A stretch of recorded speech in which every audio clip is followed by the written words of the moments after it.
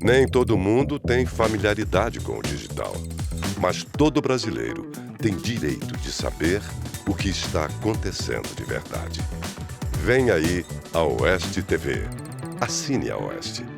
Faça parte dessa história.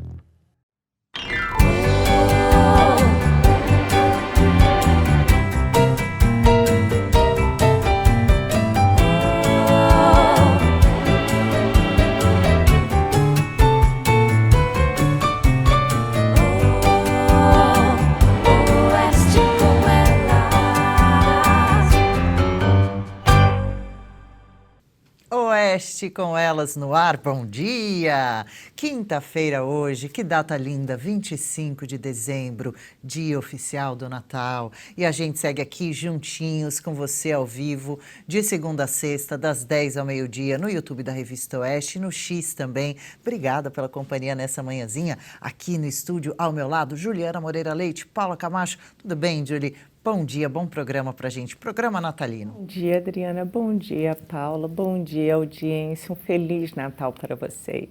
Paula Camacho, Feliz Natal, dia 25. Ontem você contou pra gente, aniversário do seu marido, aquele parabéns pra ele, oficialmente hoje também. De novo, bem-vinda, tamo juntas. Bom dia, Adri, bom dia, Julie, bom dia você que está aqui conosco nesse dia 25 de dezembro, um dia tão importante para todos os cristãos e para mim também, que é aniversário do meu marido. Parabéns, te amo. Ho, ho, ho! No programa de hoje, edição especial, uma história de pura inspiração. A nadadora que decidiu comemorar seus 70 anos de um jeito único. Você vai saber como. Tem também a trajetória da bebida mais amada do país, como o café, aquele cafezinho gostoso, quentinho, os grãos, toda a história. Como chegou ao Brasil o café, porque somos famosos por essa semente, será que podemos dizer? Arthur Piva aparece por aqui trazendo curiosidades e tradições dessa data tão especial, Natal. Tudo isso e muito mais, Oeste com elas a partir de agora está no ar. E começamos essa edição especial de Natal com uma história inspiradora. Você vai conhecer agora a trajetória da nadadora Fabiana, que decidiu comemorar seus 70 anos de um jeito bem diferente. Assista a reportagem a seguir, é de Luiz Guerra. Bom dia também para vocês do Oeste com elas. Fabiane Gucci, 69 anos, multicampeã nas piscinas, lançou um desafio. Durante 7 dias ela vai nadar 10 quilômetros por dia para completar os seus 70 anos no mar. História que você conhece a partir de agora. Quando começou e como começou? Essa coisa toda aí da natação. Eu descobri os campeonatos Masters e eu não sei se você sabe, mas na natação a gente é Master a partir dos 25 anos. E aí eu não parei mais também nos Masters. Eu participei de muitas competições. No Master você tem campeonato paulista, brasileiro, sul-americano, pan-americano. Tem campeonato mundial e tem o World Master Games, que são, assim, as Olimpíadas Masters. Ao todo você ganhou, assim, mais ou menos quantos títulos? Eu ganhei, olha, eu tenho aqui em casa, que depois eu botei aqui no chão, eu tenho mais de 2.000 medalhas. Queria que você falasse um pouco desse desafio. Olha, esse desafio surgiu porque eu desenvolvo um trabalho há 3 anos, voltado para esporte, saúde e longevidade. Sempre levando a bandeira dos atletas Masters, tá? Porque eu considero que os atletas Masters são a evidência de que o esporte é o único caminho para ter saúde e se chegar à longevidade com qualidade de vida. Fazer coisas que a gente acha que é impossível e não é, a gente consegue, montando esse desafio para mim, que é o de nadar 7 dias seguidos no mar, 10 quilômetros por dia, até completar 70 quilômetros aos 70 anos. Porque no dia 21 de maio, que eu vou começar, eu completo 70 anos. E acabo no dia 27 de maio. Voltamos nos estúdios com vocês. Ah, que bacana, história inspiradora mesmo. Já pensou aos 70 anos, você está com essa disposição, essa saúde para cruzar aí 10 quilômetros no braço, na água, que delícia. Por dia esses 10 quilômetros até chegar à marca desejada, hein, Paula? Não é para qualquer um. Não é para qualquer um. Eu, por exemplo, não afundo, mas nadar desse jeito não chego nem perto. Mas você sabe que meu avô, o pai do meu pai, ele nadava todo dia de manhã, ele acordava, ele tinha uma piscina, ele morreu com acho que 95 anos. Ele acordava de manhã, ia na porta da piscina dele, ficava fazendo uns alongamentos e nadava também 10 nadadas para frente até morrer. Nossa, que legal. Com certeza conquistou bastante saúde, né? Segundo os médicos de longevidade praticando esse esporte, dizem que abre também, né? Bastante a respiração, pulmão, que oxigena. Fora que você fica lá nadando naquele silêncio da água, um momento introspectivo muito gostoso. Parabéns, Fabiana. Olha, a gente vai fazer uma pausa rapidinho, mas não sai daí que ainda tem muito mais nesse especial de Natal. Democracia é poder escolher.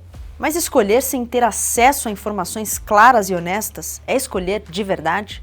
Para que o Brasil seja um país mais livre a partir de 2026, precisamos levar a verdade dos fatos ao número ainda maior de brasileiros. É por isso que vem aí a Oeste TV, mais uma plataforma para ajudar a espalhar informação de qualidade a cada vez mais gente. Mas para que isso se torne realidade, precisamos chegar a 120 mil assinantes. Contamos com você. Faça parte dessa história. Seja um assinante da Revista Oeste. Oeste, independente. Essencial. O Brasil real está aqui.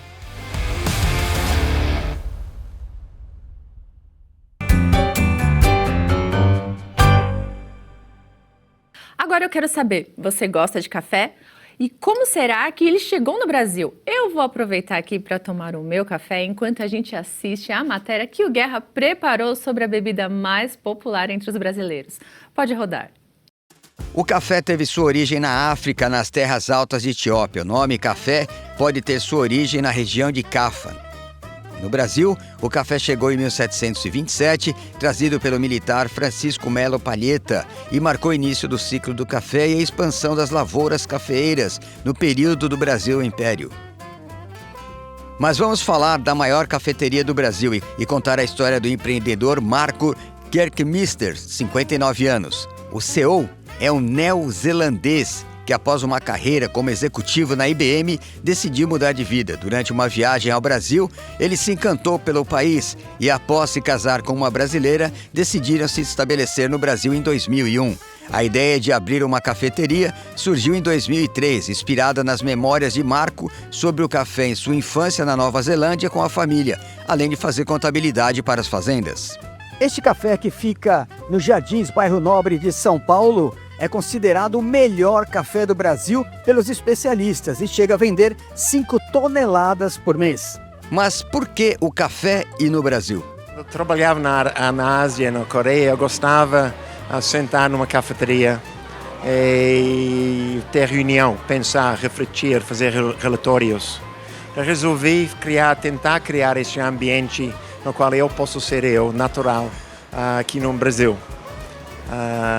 E o último, montei o Santo Grão, abri em 2003.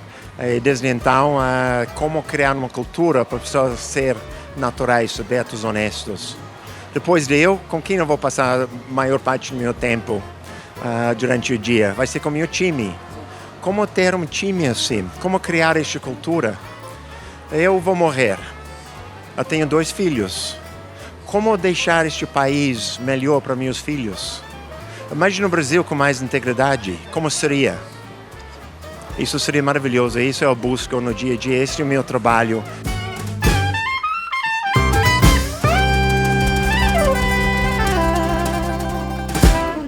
Você gosta de café? Eu, que fiquei muito tempo nos Estados Unidos, eu bebo chafé, mas geralmente o brasileiro gosta daquele café bem forte. Gente, parece que hoje é o dia dos atletas, né? Aqui na programação. Você que gosta de corrida de rua, olha só essa história do José Nino. Vamos acompanhar?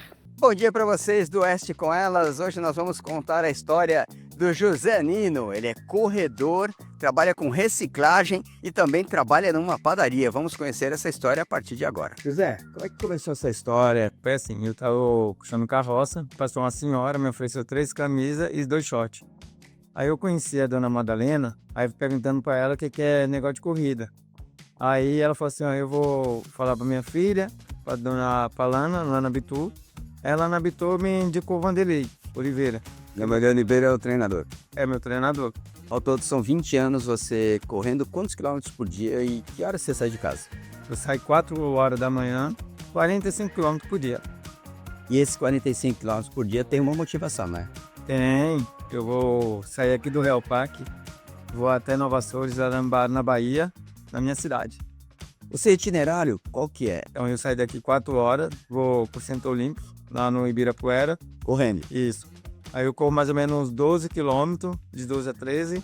Aí chego lá, faço meu treinamento com o Vanderlei também, mais ou menos 15. Aí quando terminar meu treino, volto correndo pra minha casa. Aí quando chego em casa, tomo meu banho, vou pro meu trabalho, puxar minha carroça. E depois? Aí depois vou pra padaria, trabalhar também. O que você faz na padaria? Eu sou ajudante geral. Não cansa não? Você correr, fazer tudo isso e depois ainda trabalhar? Não. Na carroça, depois trabalhar na padaria? Não, eu não fico cansado não. E engraçado que eu não fico cansado nem um pouco. De onde vem essa inspiração toda? Ah, vem mais para da minha família, né? E também eu já não consigo ficar sem a corrida. Sem a corrida para mim é como se não existisse mais nada.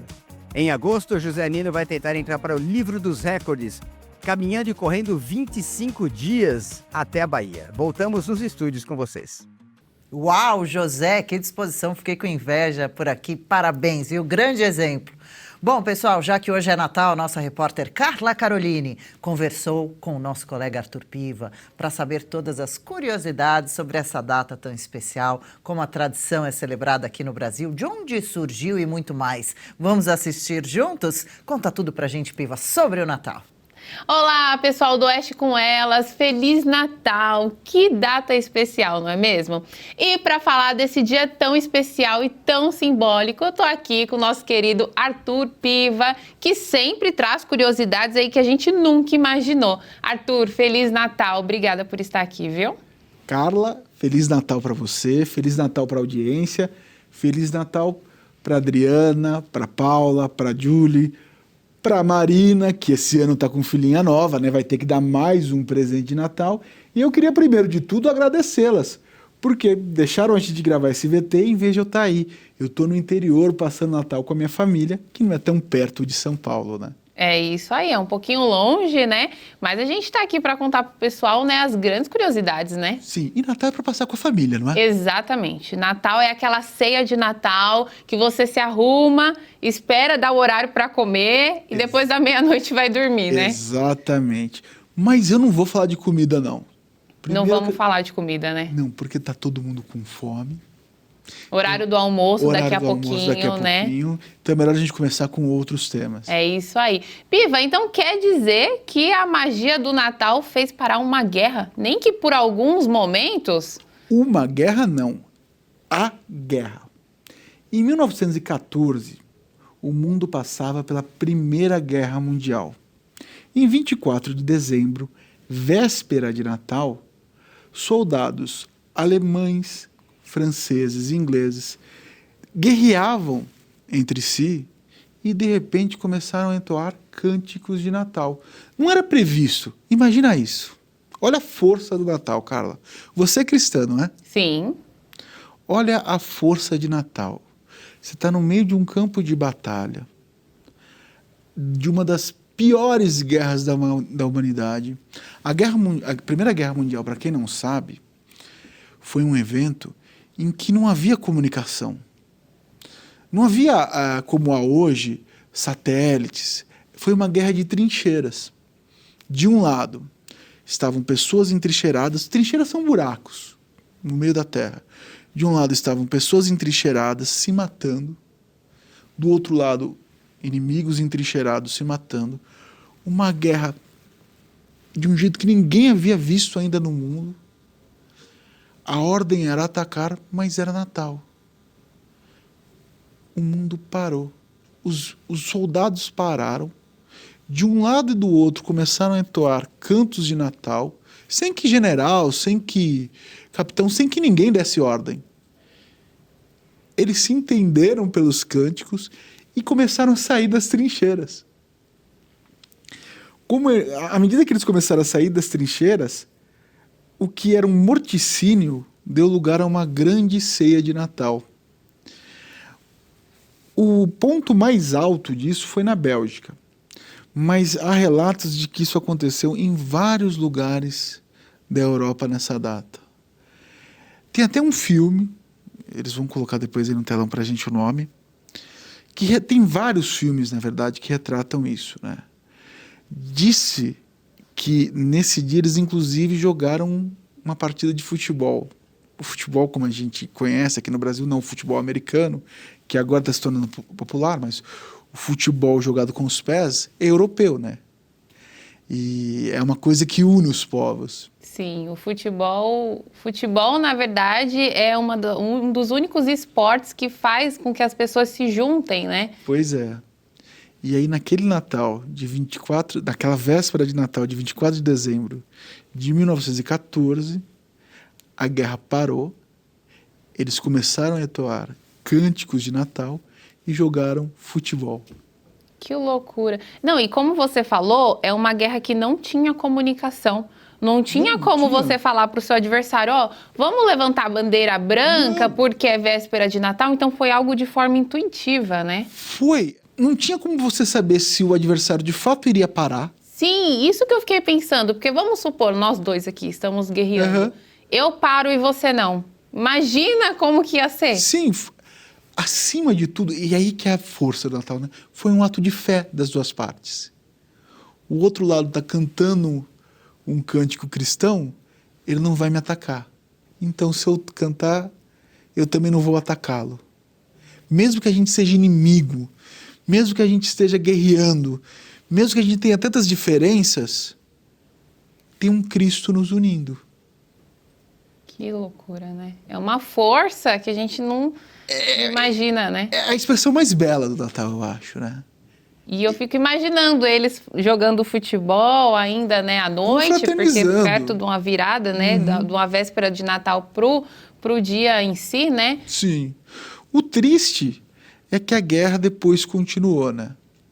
A Primeira Guerra Mundial só vai acabar em 1917. Sim. Embora eles tenham parado a guerra nesse dia por causa do Natal, foi só nesse dia. É uma pena, mas assim, a gente pode pensar na parte tão simbólica, né, do Natal, de que é uma força tão gigantesca que faz com que o ser humano atinja uma emoção a ponto de deixar de lado, né, aquela ganância, aquela guerra do que estava acontecendo para poder celebrar, né?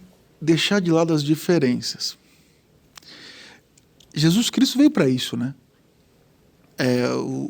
Os judeus, e eu tenho uma grande admiração pelos judeus, é parte da minha família judia.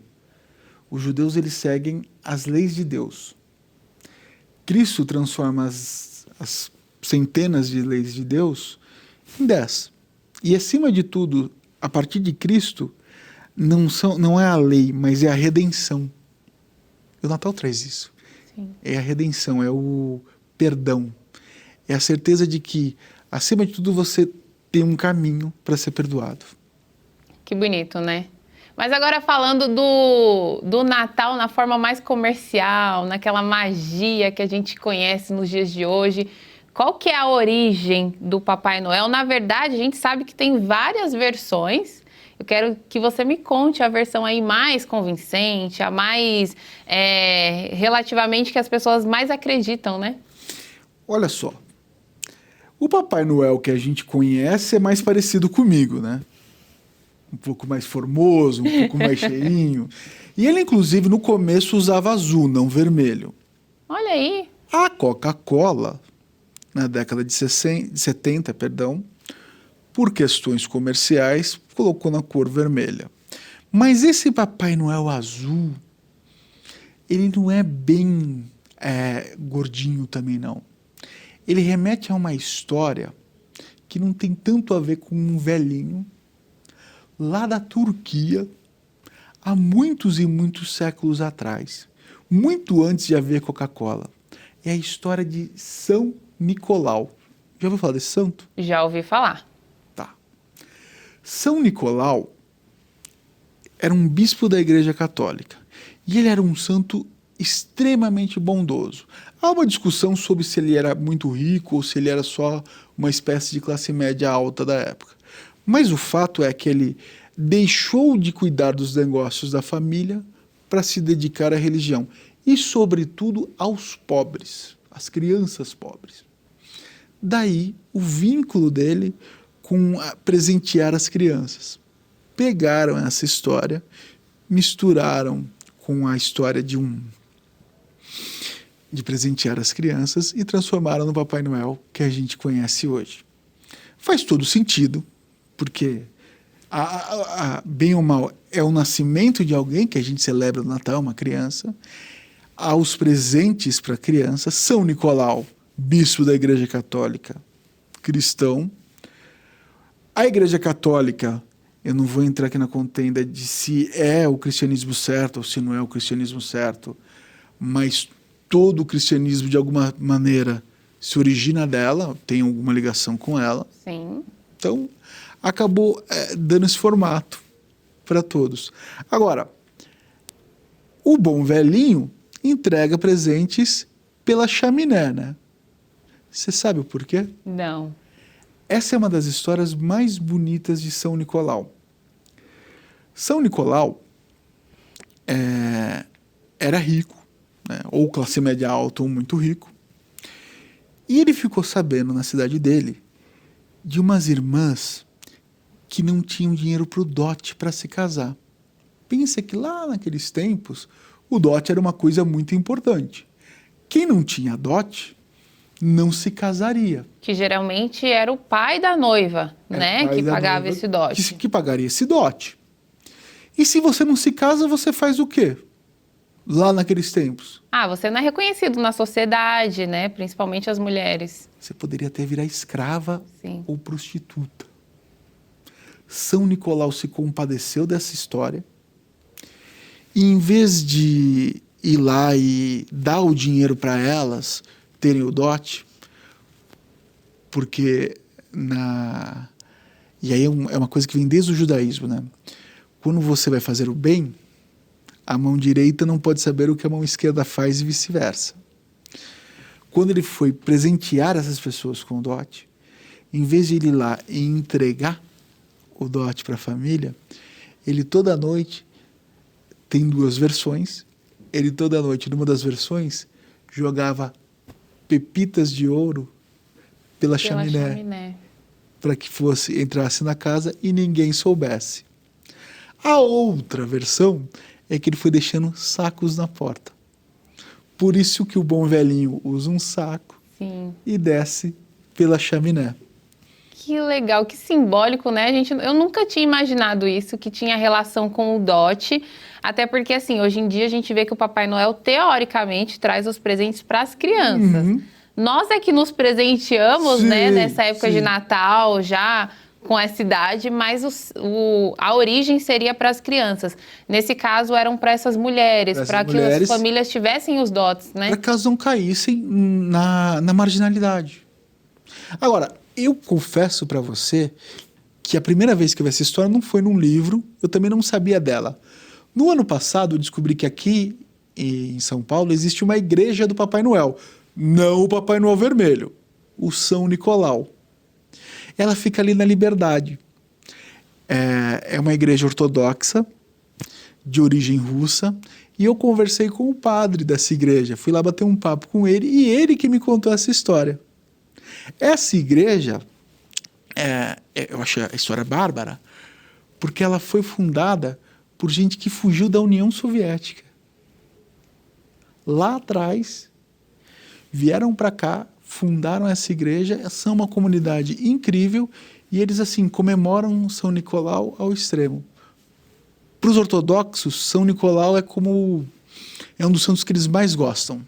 É como se fosse um dos principais aí, como se né? fosse Abaixo de Jesus. Claro, abaixo de Jesus. Então, mas se a gente der um Google, se a gente procurar em algum livro, a gente também encontra essa história, vai encontrar essa história. Depois eu me certifiquei, não fiquei só com a história do padre, mas é que eu também não é uma história conhecida. Sim, eu nunca tinha ouvido falar disso.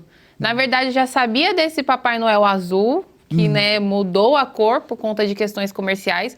Agora, dessa questão do São Nicolau, do dote... Você veio de azul por causa desse Papai Noel? Então, eu vou te falar que nós tivemos aí uma coincidência. Não é verdade? Ou será que é o espírito de Natal? Porque viemos os dois de azul. Não é? Fiquei bem de azul? Ficou bem, a gente combinou. Natal, o pessoal usa bastante vermelho, verde. Dá para considerar o azul também um pouquinho? As bolinhas de Natal tem azul também. Tem um azulzinho ali também. Tem. O primeiro Papai Noel era azul. Então, eu acho que estamos no tema. Estamos no tema, completamente no tema. Você sabe que o vermelho é uma cor muito ligada ao Natal porque é uma cor muito ligada ao clero, né? Os bispos da Igreja Católica sempre usaram vermelho. Usavam vermelho. O verde também, se eu não me engano, mas o vermelho é mais incisivo. Então, mesmo que aí tenha sido um cunho comercial, também combinou, né? Também combinou. O vermelho com a questão da igreja, né? Também com o pessoal combinou. do clero. Piva, agora eu queria falar de uma coisa muito importante, né? Só uma correção, os bispos lá atrás. Hoje sim, hoje em dia a gente não vê muito, né? Aí, mais uma curiosidade aí também para você de casa para saber, né? O Piva sempre trazendo as melhores curiosidades. Mas agora eu queria falar do grande aniversariante, que é por ele que estamos aqui hoje comemorando o Natal, né, Piva? A gente falou muito de data comercial, né? Da Coca-Cola e de São Nicolau, que aí já não é mais comercial, mas a grande verdade é que a comemoração do Natal é o aniversário de Jesus Cristo. Não existiria essa data se não fosse ele. Você é cristã. Sim. Eu, para ser sincero, sou uma dúvida. Ainda tá pensando. É que parte da família era judia, parte da família é cristã, e eu fico na dúvida entre o que Deus quer de mim. Tá esperando uma inspiração divina? Estou esperando uma inspiração, mas eu acredito muito em Jesus Cristo, para ser sincero com você. Sim. Jesus tem muita coisa bonita, né? Eu acho que a coisa mais linda que Jesus traz a todos os homens é a ideia de amar ao próximo como a si mesmo. O que é para você amar ao próximo como a si mesmo? Eu acho que amar o próximo é a gente ter um olhar mais empático, sabe? Porque aquilo, a gente não precisa conviver com todo mundo, nós temos nossas diferenças, mas olhar para o outro com empatia, se colocar no lugar do outro, eu acho que isso é amar o próximo, você reconhecer que você não é nada, né? Ninguém é melhor que ninguém.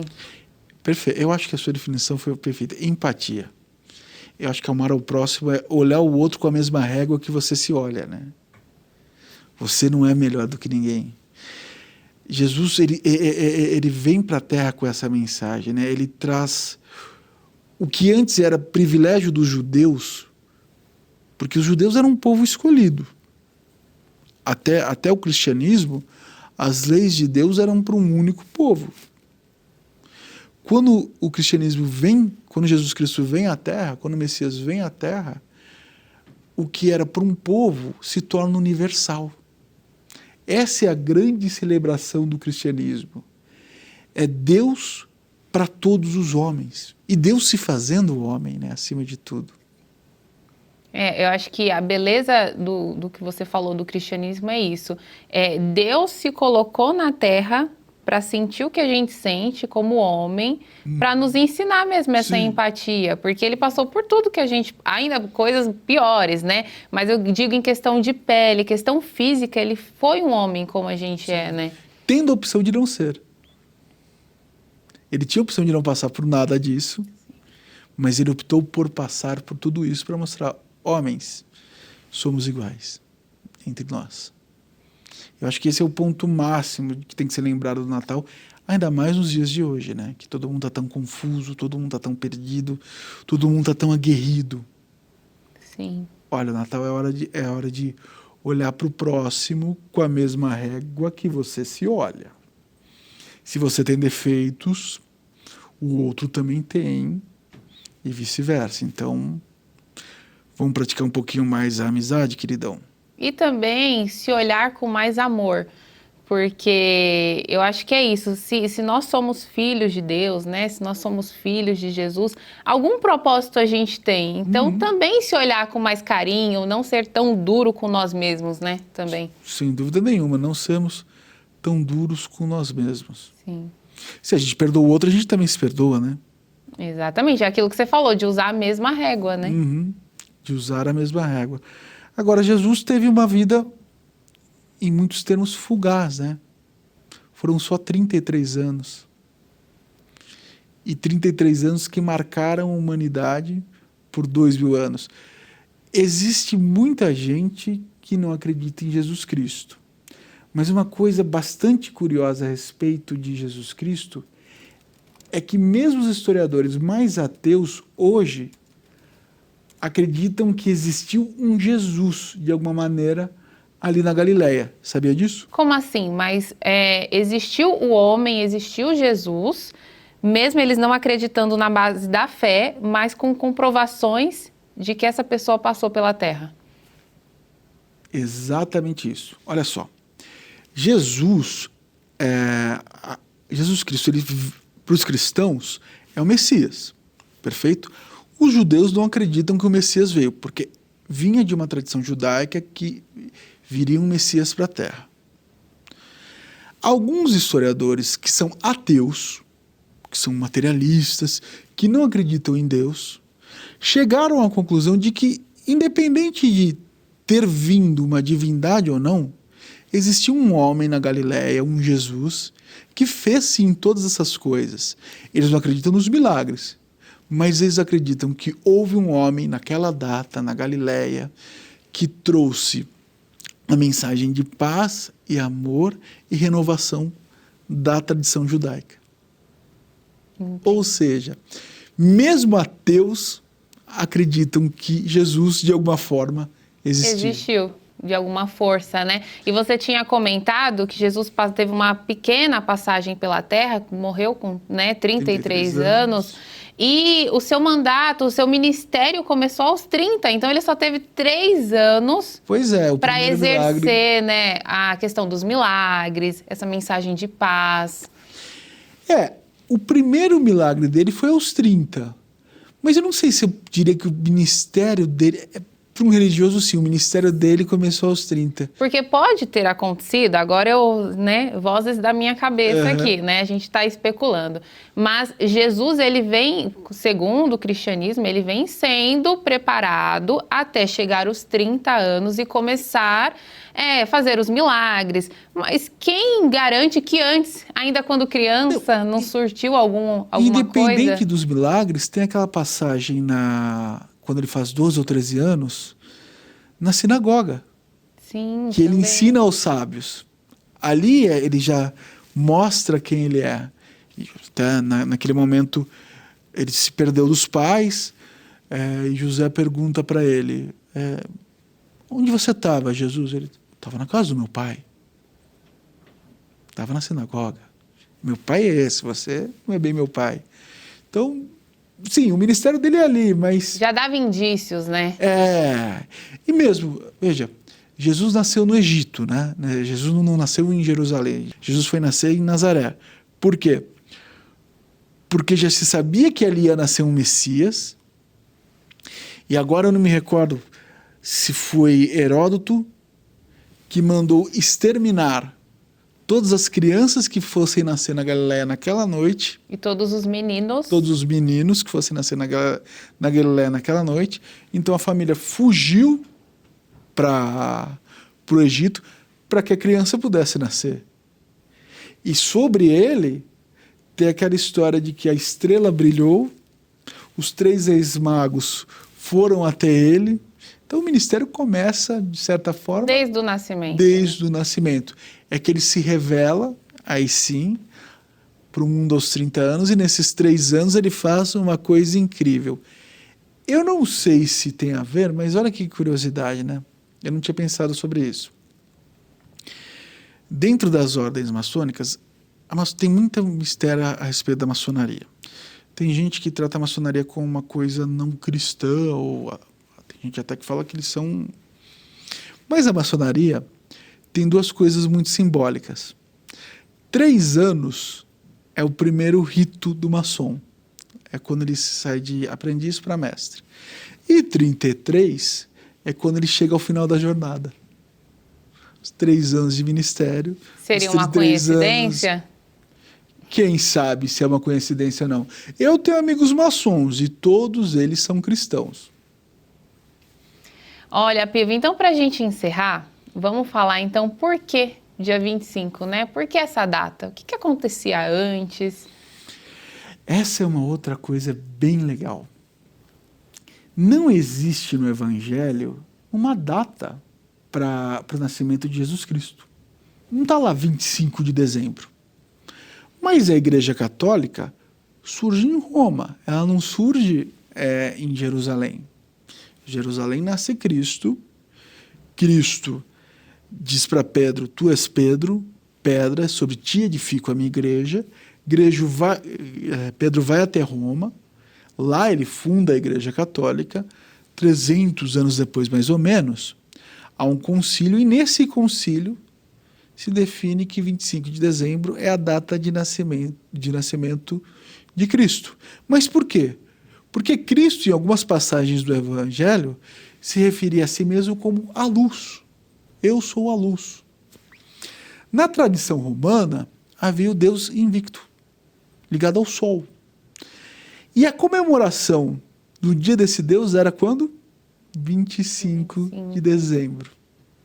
Assimilou-se as duas datas. Ora, se ele está dizendo que ele é a luz, que data é melhor para comemorar o aniversário dele do que o dia da luz? E ele, de fato, trouxe muita luz à humanidade. Então, não necessariamente foi uma data, a gente falou muito da questão comercial, não foi uma data que a indústria inventou, foi a Igreja Católica mesmo. Foi a Igreja Católica lá atrás que falou, olha, nós estudamos e chegamos à conclusão que é essa data. Por uma série de questões aqui dentro da Bíblia, ligando com as nossas tradições, a gente acredita que seja isso. Agora, pensa o seguinte. Talvez algumas pessoas falem, poxa, mas o Arthur está trazendo que a origem do nascimento de Cristo, que o dia do Natal não é uma coisa cristã, está vindo de fora. Não, eu estou tentando mostrar uma outra perspectiva. Jesus Cristo, Deus, transcende a tudo isso. Ora, se você acredita em Deus, se você acredita em Jesus Cristo, você acredita que tudo tem um propósito. Se foi feito comercialmente, se foi feito pela Igreja Católica, ou se for feito porque alguém quis e adotaram depois, sem muito critério, só aconteceu porque ele quis. Só aconteceu porque Deus quis. De alguma forma, essa comemoração ia ter que acontecer, né? E de alguma forma, ela acontece nessa data porque Deus quer. Ou é isso, ou você não acredita em Deus. Porque tudo acontece porque Ele quer. Porque Ele quer. Acho que exatamente. Isso resume o Natal. Né? Exatamente. Tudo acontece porque Jesus, né, quer.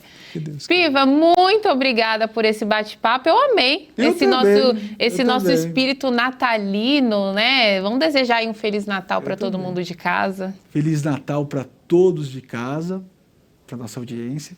Feliz Natal para você. Para você também. Feliz Natal de novo para Adriana, para Paula, para Júlia, para Marina, para a filhinha da Marina, para os filhos que ela já tinha, para todas as crianças.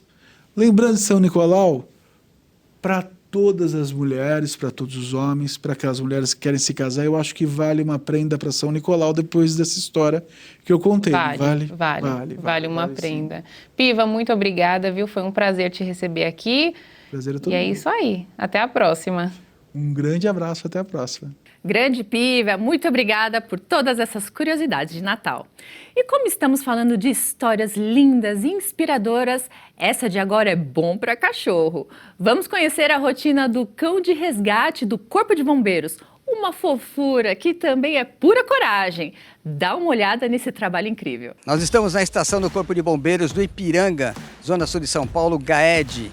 E a partir de agora vocês vão conhecer como funciona o treinamento dos cães farejadores. Antes de tudo, neste local fica o GAED, Grupo de Ações em Emergência e Desastre. E para chegar no nível de achar vítimas e salvar vidas, vai muito treinamento desde muito cedo. O Sky tem 60 dias, pastor belga. Junto do soldado Iago, faz os primeiros contatos e treinos, envolvendo já o brinquedo. Mas afinidade, carinho e confiança, sem nenhum trauma, nenhum susto sequer, importante para o produto final. Do mesmo jeito, Chiara, 60 dias, recebe os ensinamentos e muito carinho do seu treinador, o soldado Cavalcante. Parece brincadeira, mas o assunto é sério, a chamada simulação de caça. Sargento Thomas, o trabalho é diário com os cães? Sim, nosso trabalho é diário, né? A gente tem uma escala de 24 horas, onde durante o dia os condutores fazem um treinamento com seus cães, né? Exceto os filhotes, que tem que ter uma carga a mais de treino, e os condutores vêm em dia de folga, né? Abrindo mão da sua folga para fazer esse treinamento com os cães filhotes. Depois nós tivemos um treinamento na quadra, que foi bem interessante, que o cão ele encontra uma vítima, no caso, né? Sim, aquele treinamento ali já é o treinamento de odor generalizado, já é um treinamento mais avançado, né? Que é a cachorra ali, a cadela Gaia, que é uma cachorra pronta já. Então ali ela simula uma vítima, né? Que está soterrada ou está perdida. E com odor generalizado, basicamente ela encontra uma vítima que está escondida para ganhar o prêmio dela. A Gaia trabalhou em algum evento? Hoje ela foi para São Sebastião, a ocorrência de São Sebastião.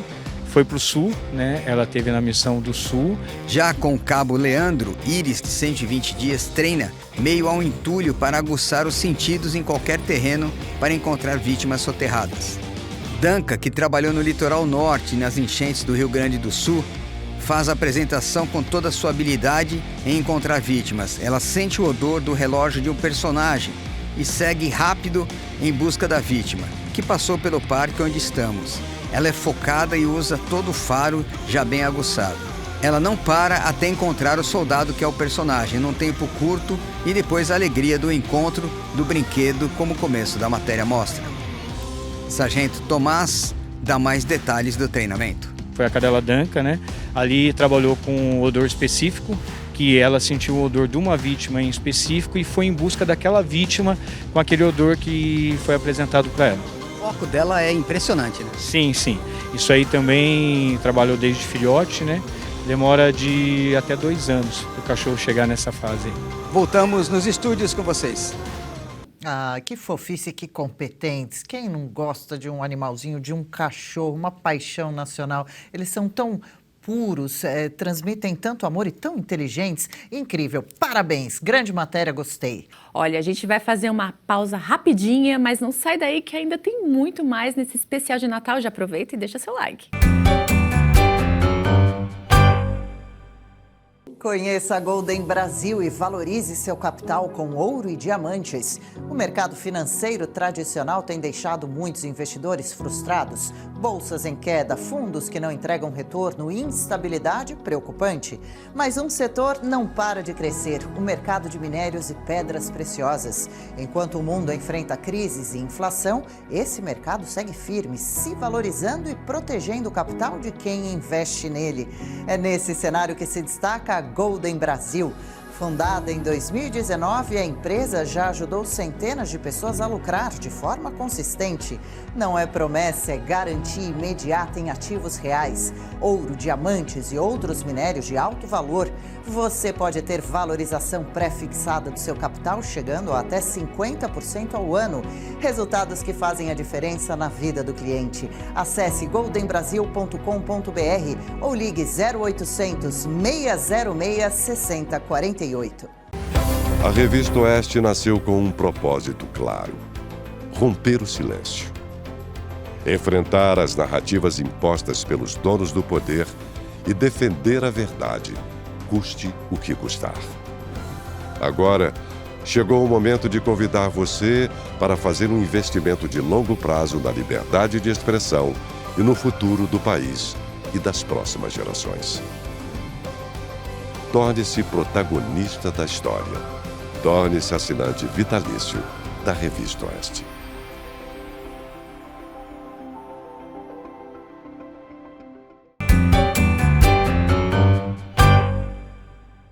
Bom, de volta aqui então agora sim ao programa, são 11h10. O Oeste com Elas recebe a educadora Ana Maria Camargo para falar com a gente sobre a educação no Brasil e especialmente sobre o lançamento desse livro. Olha que bacana, Escola Woke. Já estava dando uma folheada por aqui, diversos capítulos interessantes. Tudo bem? Ana Maria, bem-vinda aqui ao nosso programa. Bom dia.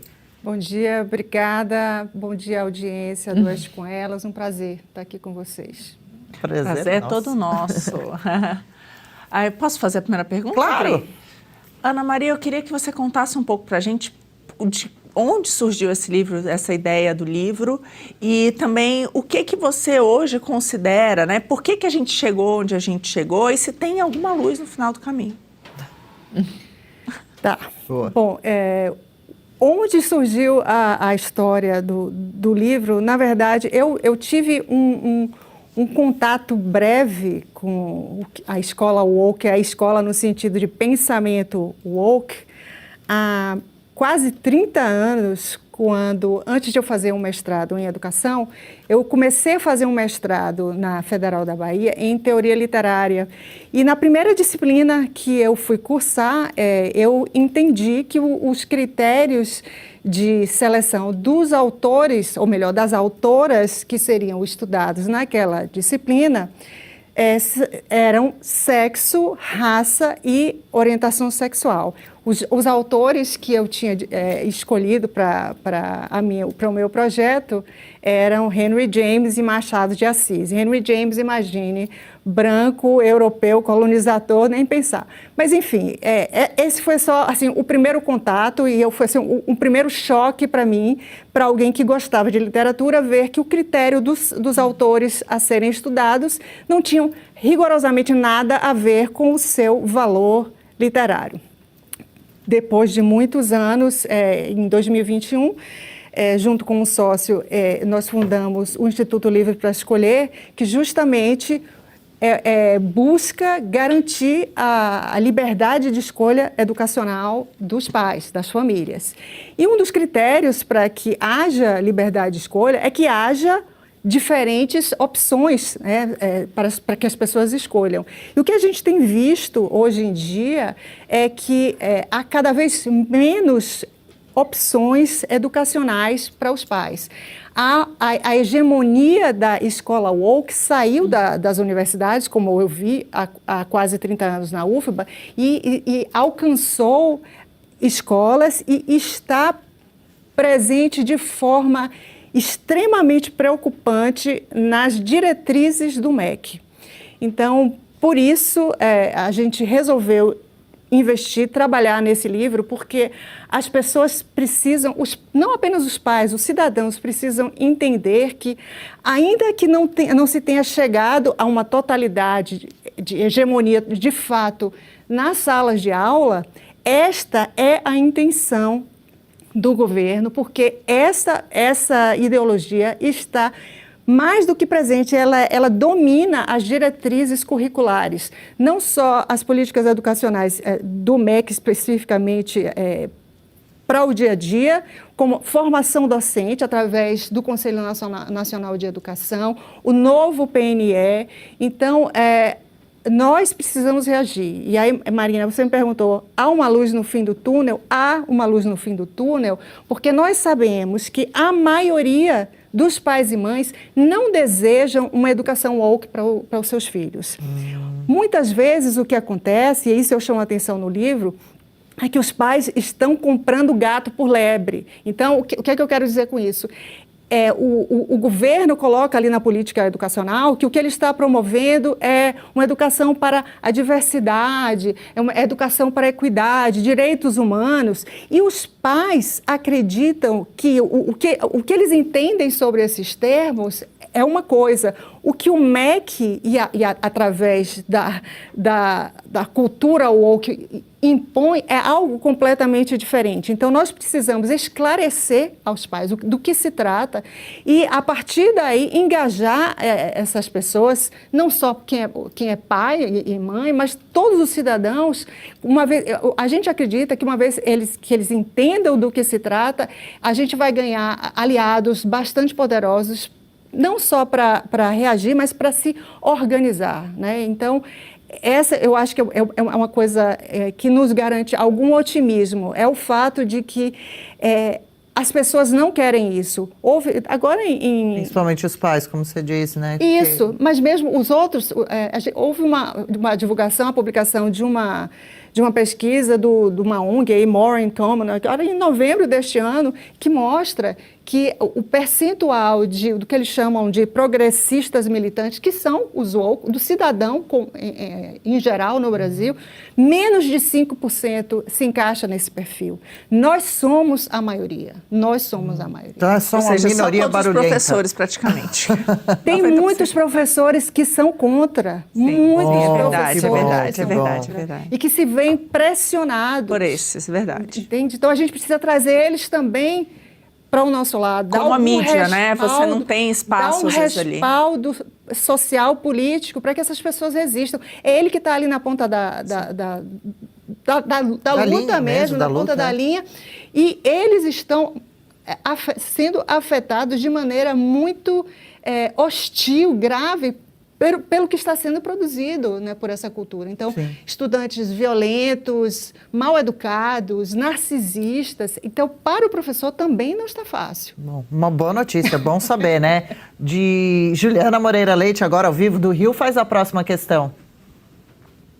Esse é um problema muito sério, né, Ana Maria? Quando a escola deixa de ensinar conteúdos e passa a promover causas políticas, né? Aí eu penso, em que momento isso deixa de ser educação e passa a ser uma militância ideológica, né, imposta a crianças e adolescentes? Ju, é uma militância ideológica, eu diria até um pouco mais.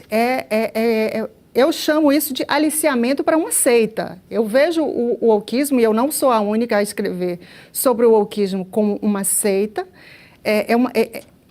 porque ele não se lida, ao contrário, se rejeita qualquer coisa que seja sustentado em evidências. Então, há um fundamentalismo muito forte nessa seita woke, e o que eles chamam, o que está escrito entre as linhas das diretrizes educacionais do MEC é que a educação laica que eles dizem propor, na verdade, é uma imposição de uma linha apenas de pensamento, que é a linha da seita woke.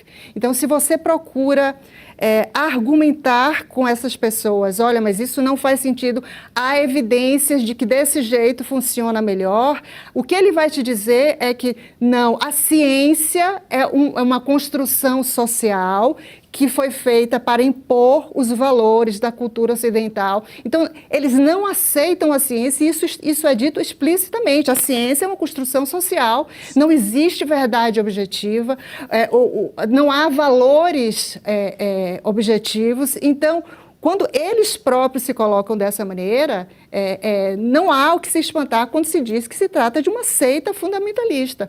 E é isso que está sendo empurrado para as salas de aula. A gente precisa salvar as crianças e adolescentes que estão dentro dessas salas de aula sendo aliciados e, em seguida, doutrinados e radicalizados para atuar como ativistas. Ana Maria, excelente. E eu queria juntar a isso que você falou, que você coloca aqui, como o método Paulo Freire foi retrofitado para os dias de hoje. Como que é o envolvimento patrono da educação brasileira atingiu o coração da educação do pior modo possível? Eu queria que você explicasse por que o Paulo Freire não trouxe bons frutos. Muita gente acha que o problema, o mal que Paulo Freire causou à educação brasileira se refere à alfabetização. Não é. O método Paulo Freire não é um método de alfabetização tal como nós entendemos. Vamos ensinar uma pessoa a ler um texto, então o som dessa letra é esse, você junta os sons, enfim. O método dele, o método Paulo Freire, é um método que ele mesmo dizia para ler o mundo. Não era para ler textos, era para ler o mundo. Ler como? Através da lente do marxismo. Paulo Freire era uma pessoa muito influenciada pelo decolonialismo e pelo neomarxismo, né? a teoria crítica.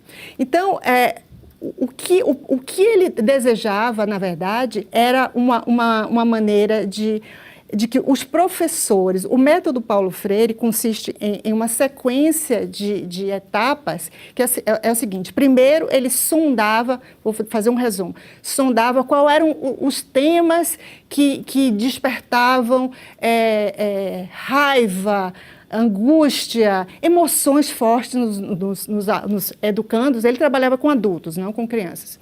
A partir daí, ele então apresentava uma situação distante, que ele chamava de codificada, então trazia para os educandos dele então, situações de imagens de crianças numa favela, e olha isso aqui, dá uma olhada. Então, mostrava aquilo ali como se não fizesse parte da vida das pessoas, como se fosse uma coisa distante. E aí, a última parte, que é o que ele chama de decodificação ou problematização, ele trazia as pessoas para aquela realidade. Olha, vocês viram aquela foto? Vocês também estão assim, vocês também. O que a gente pode fazer? E nesse momento, as pessoas eram conduzidas para serem radicalizadas, né? Então, para Paulo Freire, o professor, o maior impacto, respondendo à sua pergunta, o maior impacto, o mal de Paulo Freire foi quando ele chegou à formação docente. Para Paulo Freire, cabe ao professor, que ele chama de prover uma educação emancipadora, transformadora, cabe ao professor usar os conteúdos das disciplinas que eles deveriam ensinar apenas como veículos, como meios para radicalizar o estudante, o educando, para que ele passe a enxergar o mundo tal qual ele vê, através de lentes marxistas. A pedagogia crítica foi muito inspirada nesse pensamento freiriano e com a teoria crítica neomarxista. E essa pedagogia crítica, ela foi criada, ou melhor desenvolvida, por uma pessoa que era um grande admirador de Paulo Freire, que se chamava Henry Giroux. Era um canadense, morava nos Estados Unidos. O que ele fez? Ele difundiu essa pedagogia crítica, fundamentada no pensamento de Paulo Freire e na teoria crítica, nas grandes universidades americanas, nas escolas de educação, de formação de professores nos Estados Unidos. Por isso, quando as pessoas dizem, mas Paulo Freire está nos Estados Unidos, vocês ficam criticando. Sim, Paulo Freire domina as faculdades de educação nos Estados Unidos, o que não traz nada de bom para a educação dos Estados Unidos. O que acontece? Esse método que eu expliquei de Paulo Freire, dessas etapas, quando eu digo que ele foi retrofitado, é que, por exemplo, agora, na época de Paulo Freire, essas sondagens sobre os temas, as palavras geradoras que poderiam ser usadas para manipular emocionalmente as pessoas, elas agora são captadas de uma maneira muito mais vigorosa. Então, são sondagens online, muitas, então, pesquisas. Com a tecnologia, essa sondagem é muito mais vigorosa. Sim. Então, as pessoas sabem como chegar, como manipular emocionalmente uma criança e depois usar os conteúdos da sala de aula para, de novo, aliciar para a seita, para mostrar, olha, você está sofrendo, você é uma criança, você é uma menina negra, você está sofrendo, você precisa aprender quem você é e reagir. Então, cria-se uma situação em que a pessoa é estimulada a sentir raiva, a culpar outras pessoas e, a partir daí, ela agir. Então, os professores são capacitados para fazer isso. Né? Então, esse é basicamente... O Paulo Freire é um guru para o wokeismo. Na época de Paulo Freire, ele não imaginava que surgiria o wokeismo. Hoje, ele é um guru. A literatura woke o referencia muito. Então, não há que se dizer, mas os woke não sabem de Paulo Freire. Sabem e fazem referências explícitas ao pensamento dele. Aqui a Lucimara diz, sou professora e contra essa ideologia. A Thaís diz, excelente, meu filho estudou em uma escola em Porto Alegre, tivemos que mudar ele dessa escola por tudo isso que ela está falando. Maria Estela diz, fui professora por 35 anos, desde a minha formação acadêmica já percebi essa ideologia nefasta dentro das escolas particulares, minha experiência, os professores de direita são perseguidos, muito triste. E a Kátia, explica melhor o que é exatamente agenda woke. Cotas por cores de pele, raça e não por condições financeiras, linguagem neutra, pânico climático, professores querendo ensinar política na escola e por aí vai, mais ou menos isso? Hormônio para criança. Isso, Júlia, hormônio para criança. E já pode mandar sua próxima eles pergunta. Estão fazendo essa palhaçada. Eu estava vendo aqui os comentários das nossas telespectadoras e eu lembrei, eu quero falar com a Ana Maria, eu tenho uma sobrinha que estudava numa das melhores escolas do Rio de Janeiro, essas bilíngues, creme da la creme, e aí ela é uma adolescente, né? E como toda adolescente, eles já estão desenvolvidos, têm tamanho, são mulheres, mas são crianças. E aí a escola mandou lá no grupo que não ia ter mais banheiro de mulher e homem e que ia ter banheiro para ele e dele. Aí o meu irmão falou, tá bom, amanhã ela tá fora. E aí vários pais foram junto com eles, né? Alguns xingaram o meu irmão das piores coisas, aqueles pais mais progressistas. Isso é uma escola que é tipo 12 mil reais por mês. E meu irmão falou, não, tudo bem, pode fazer isso. Por que ele disse? Eu não quero a minha filha adolescente que tá, né, na primeira menstruação, tá indo no banheiro com uma marmanjo de 15, 16, 17 anos. E aí conseguiu, mas vou falar, inclusive por outras coisas que aconteceu lá, ele tirou ela, botou ela na escola britânica, que é um pouco menos woke, e é isso que os pais têm sofrendo agora. No caso dele, ele é uma pessoa que tem voz e tem dinheiro para falar, tá bom, é essa a filosofia de vocês, do banheiro woke ele ganhou. De resto, ele achou então que era melhor tirar a filha da escola. Mas qual conselho você dá para os pais de escolas públicas com essa doutrinação absurda que está acontecendo? Para fechar, Ana Maria? Bom, é exatamente isso, mas é como você falou, né? Pelo menos o seu irmão pode ter uma escolha. O pior são aquelas pessoas que estão presas a um CEP, né? Que não tem condições de fugir daquilo ali e que há uma pressão em cima do diretor, da diretora da escola pública, da coordenação, para que isso seja desta forma, né? Então, como eu falei no começo, se todas as opções são iguais, para onde essa pessoa vai? E quem não tem recursos, não pode nem, por exemplo, um pai que tem mais como o seu irmão, como você falou, ele pode tentar negociar com a escola, outros pais podem fazer pressão, mas quem não tem os recursos financeiros tem que aceitar. Quase 9 em cada 10 crianças, essa que é a realidade, que tem que estudar no local mais próximo da sua casa, a escola, e não tem direito nenhum de escolher, né? Não tem direito nenhum de escolher. Hoje aqui no Brasil não pode ter homeschooling também, você não tem as opções, né, de bolsa, do voucher, do charter, né, que são as escolas administradas, são pouquíssimas, muito melhores, né, do que as públicas, mas não se pode ter, então ficam presos ali, infelizmente, condenados a isso, né? Não tem o que fazer. Exato. Vou pedir para a Paula Camacho, então. Pode falar, Júlia. Né? Desculpa, por isso a importância de uma educadora como a Ana Maria e o livro dela, né? Com certeza. Por isso aqui, eu acho que com ela sempre traz os convidados bem bacanas, que nossa audiência fica bem feliz acompanhando. Vou pedir para a câmera fechada fechar na Paula Camacho, que exibe mais uma vez para a gente o livro da Ana Maria Camargo. Tá aí, Escola Woke. Você que curtiu a nossa conversa por aqui, fique de olho, um presente bacana para dar de Natal, para você ter na sua casa e também consumir o conteúdo, caso se interesse. Deixa eu agradecer, Ana Maria, mais uma vez a participação por aqui. Volte outras vezes. Parabéns pelos trabalhos e por esclarecer tantos pontos complexos para a gente aqui, né? Foi um prazer, gente. Obrigada. Obrigada a você. Portas abertas aqui na Revista Oeste. Doutora Denise Steiner, nossa dermatologista, que hoje vai falar sobre menopausa e andropausa. Impacta a vida de praticamente todo mundo. Bom dia, bem-vinda, doutora Denise. Bom dia. Eu sempre fico muito feliz de estar aqui, mas quando eu estou prestes a entrar, eu fico pensando, nossa, eles estão conversando sobre assuntos tão pesados, né? É tudo tão difícil assim.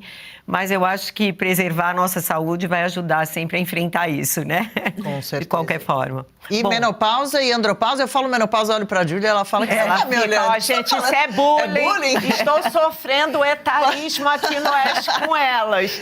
Não, é porque eu entrei na menopausa... Você comentou na maquiagem, lembra aquele dia? Eu entrei na menopausa com 51 anos e o período antes foi infernal. Quando eu ainda tinha minha menstruação, mas eu achei que eu estava ficando totalmente doida. E aí, isso eu acho tão importante, porque eu estava menstruando, eu falei, gente, eu achei que era síndrome do estresse pós-traumático por causa da pandemia. Aí fui num psiquiatra a primeira vez na minha vida, porque eu falei, gente, eu não durmo, né? Eu nunca tive fogacho, isso é a única coisa, mas eu não durmo, eu podia matar uma pessoa na minha frente, eu estava completamente histérica e eu sou uma pessoa muito boa, assim, eu virei uma outra pessoa. Assustada agora, doutora Denise Socorro. Na verdade, ela tá assim, melhor que qualquer livro, assim, né? É mesmo, né? Assim, pra gente.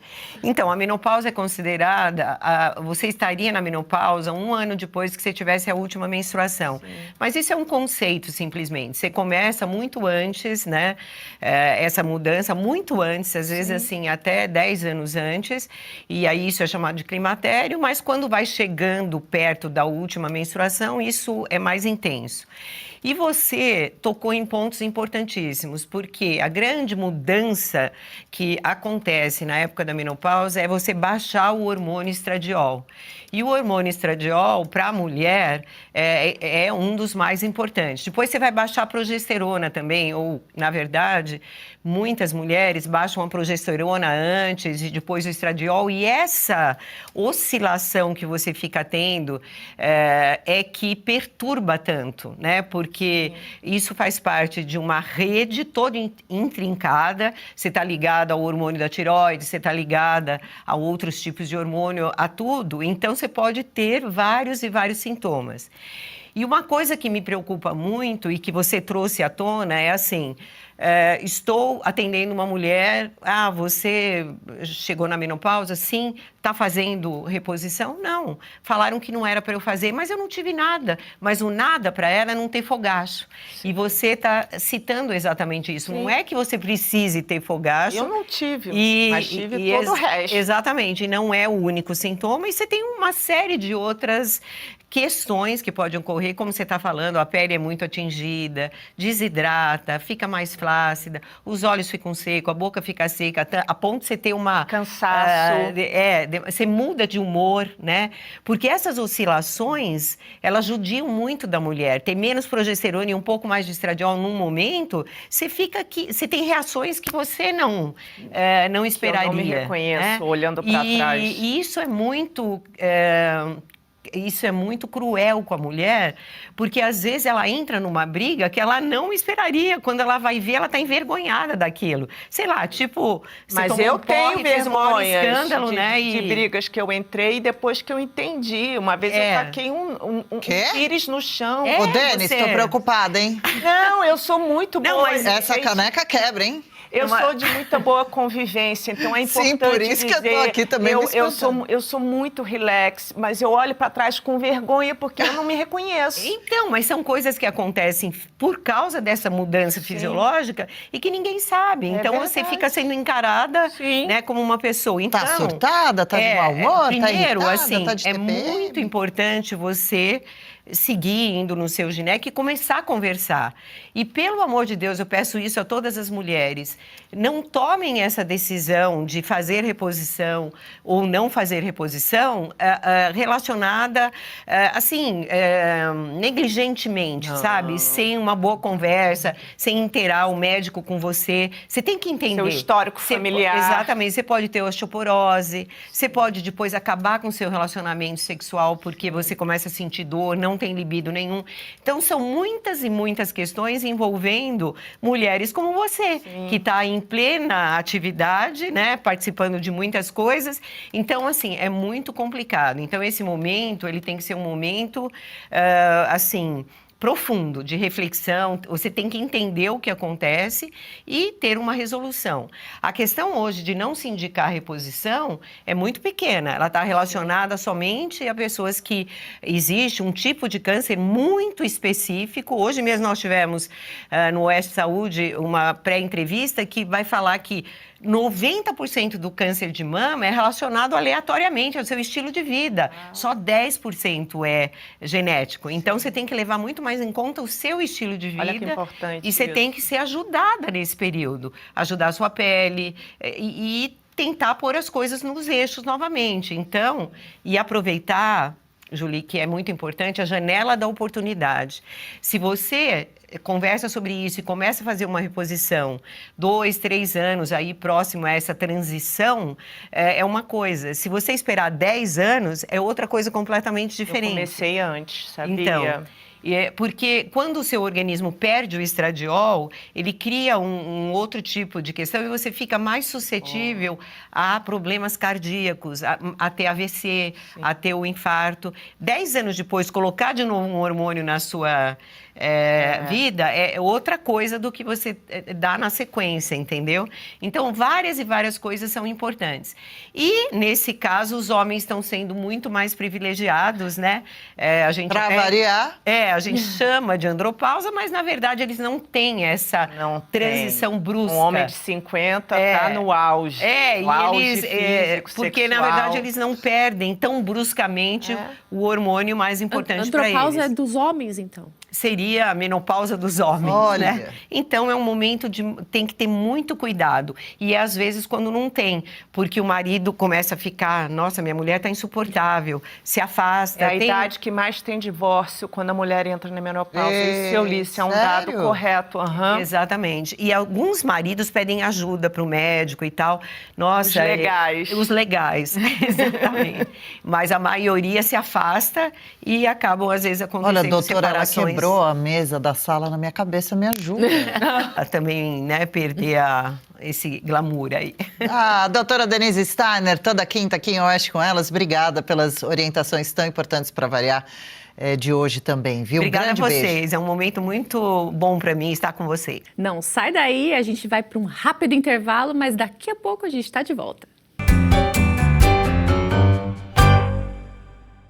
Em um país onde a segurança é um desafio diário, a escolha de quem protege você e sua família não pode ser feita por acaso. Eu sei disso.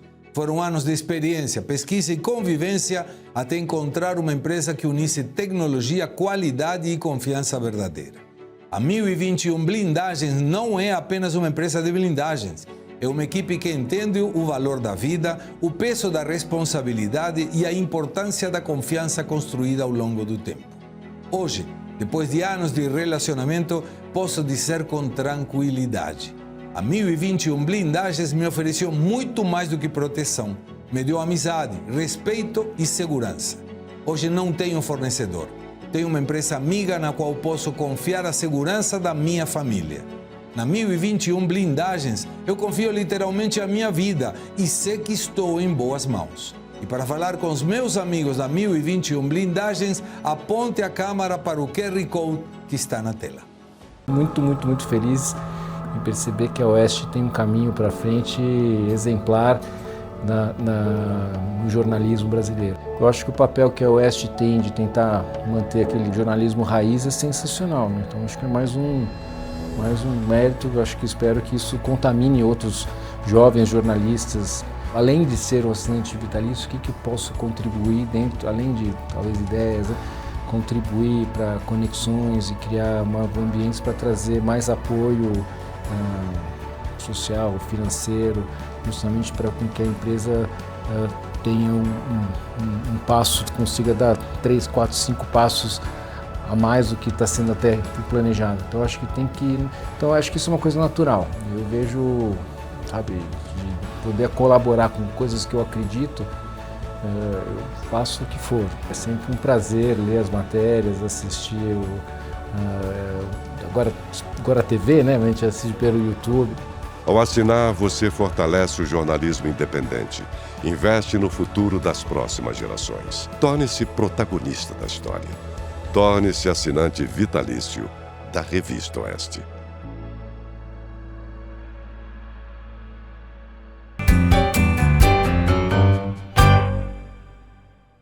E agora a gente faz uma pausa para olhar para um dos capítulos mais marcantes e mais sensíveis da nossa história. Um período de dor, de coragem, de silêncio, de sobrevivência. O documentário Anistia, as Histórias Não Contadas resgata relatos emocionantes de quem viveu na pele as consequências de um país dividido e que ainda luta para ser plenamente ouvido. É um convite à reflexão, à memória e, sobretudo, à humanidade. Acompanhe.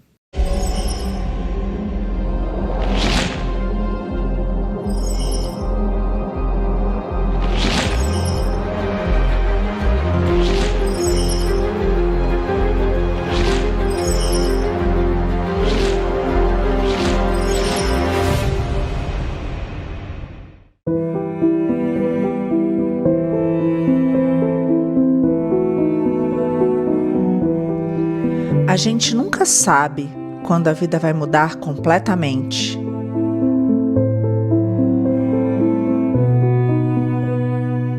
Um dia você acorda, abraça os seus filhos, trabalha e acredita que o mundo ainda pode ser justo. No outro, a sua vida vira do avesso e o país que você tanto acreditava te abandona. Nosso patriota chega até aqui.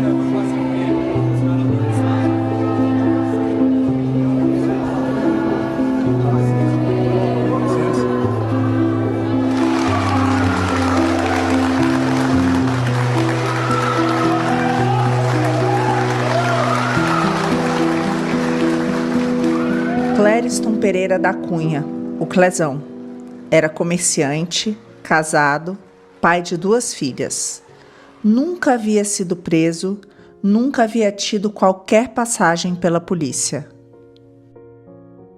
E aí no dia 8 de janeiro, meu pai acordou e aí foram trabalhar. E aí eles acordaram em cima da hora e aí não deu tempo do meu pai tomar o medicamento dele e nem tomar o café da manhã aqui, em casa. Ele estava no seu trabalho no momento das manifestações e há no processo as provas disso, tem imagens das câmeras de segurança do comércio dele, em que mostram ele trabalhando 3, 4 horas da tarde, já nos processos, que as invasões dos prédios ocorreram ali por volta das 2h30 da tarde. Ele sabia que ia ter uma manifestação em frente ao Congresso, só que ele não imaginava que seria da forma que foi.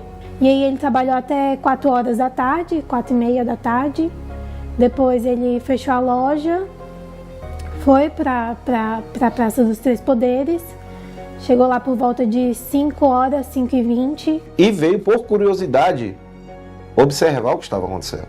Então ele chegou aqui por volta das 5 da tarde. Não havia mais manifestação, não havia mais distúrbio, não havia mais confronto. E ele, por curiosidade, entrou no prédio do Senado para observar o que estava acontecendo. Ezequiel Ferreira Luiz, caminhoneiro, casado, pai de 6 filhos. Nunca havia sido preso, nunca havia tido qualquer passagem pela polícia.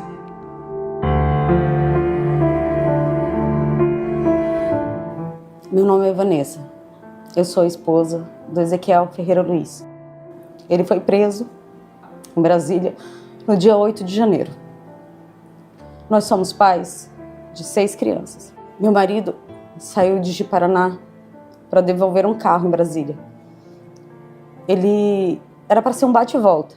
Era só devolver o carro e na segunda-feira já ia retornar. Que esse carro era um carro alugado. Ele veio trabalhando para devolver esse carro. No dia 8, por volta de 1h30, ele estava em Anápolis, almoçando com outro amigo. Inclusive tem registros de mensagem dele mandando a localização para a esposa, falando que estava lá. Quando ele chega a Brasília por volta de 4 da tarde, ele diz que estacionou ali na S2 e foi caminhando. Falou que chegou, ainda havia barreira policial, falou que ficou olhando de longe, o policial perguntou se eles queriam entrar. E eles falaram que sim, passaram por revista. E já aquela movimentação de bomba de gás, de helicóptero. Com isso, ele fala que tinha policial na porta do Planalto, chamando as pessoas para entrar, até numa questão de para se abrigarem mesmo, para se proteger, que ele entra, que eles são orientados a deitar por conta da fumaça, e eles ficam ali o tempo todo e informam para eles que é para ficar tranquilo, que quando passar a situação, eles sairiam dali.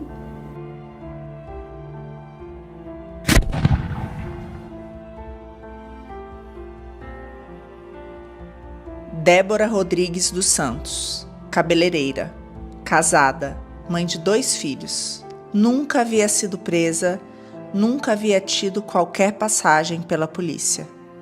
Débora veio para Brasília, ela mora em Paulínia, São Paulo.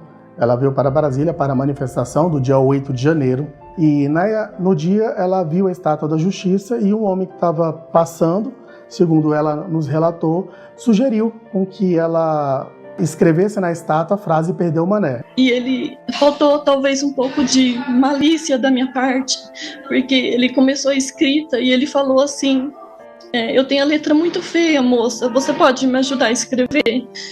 E aí eu continuei fazendo a escrita da frase dita pelo ministro Barroso e eu, de fato, eu não sabia, eu não adentrei em nenhum dos prédios da STF, nem do Congresso, nem da casa do Planalto, em nenhum dos lugares, eu só fiquei naquela praça.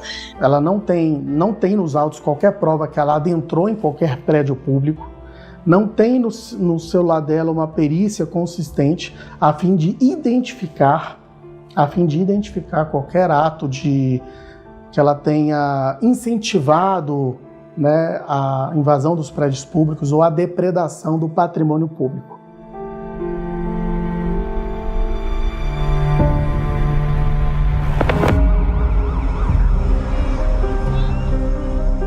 Gleison Clovis Wolff trabalhava em uma padaria, casado e ansioso pela chegada do primeiro filho. Nunca havia sido preso, nunca havia tido qualquer passagem pela polícia. Eles estavam de férias e o pastor da igreja do Gleison, ele mora em Brasília. Como os ônibus, eles foram anunciados que os ônibus seriam gratuitos para Brasília, o que a Gisele falou? Falou: Gleison, a gente não vai pagar a passagem para ir de ônibus, a gente aproveita, né, visita o nosso pastor e depois eles iriam para, salvo engano, Caldas Novas. A Gisele estava grávida de 4 meses, eles alugaram um Airbnb, né, em Brasília, porque nunca foi a intenção ficar no QG. Quando começou as manifestações, inclusive um vídeo que tem do pessoal subindo a rampa, dos manifestantes subindo a rampa de maneira pacífica, até ali não existia depredação, não existia violência nem nada.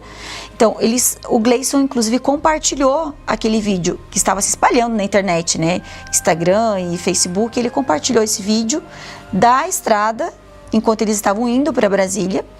Eles chegaram em Brasília, já estava o caos. E início da noite tinha acontecido toda a depredação. Eles não tiveram chance de descer, a não ser no QG. O motorista do ônibus se recusou, falou: não, eu vou levar vocês até o QG, que é onde foi determinado para mim levar.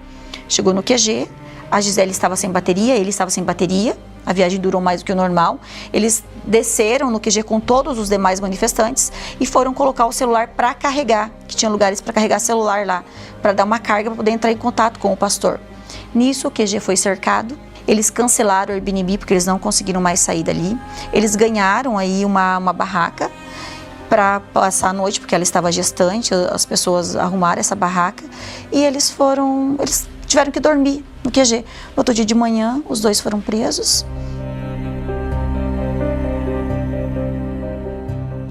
Ademir Domingos Pinto da Silva, vendedor ambulante.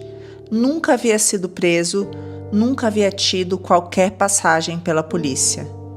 Na sexta-feira, eu fui aqui em Porto Alegre, onde tem uma galeria chamada Galeria Santa Catarina, aqui no centro de Porto Alegre.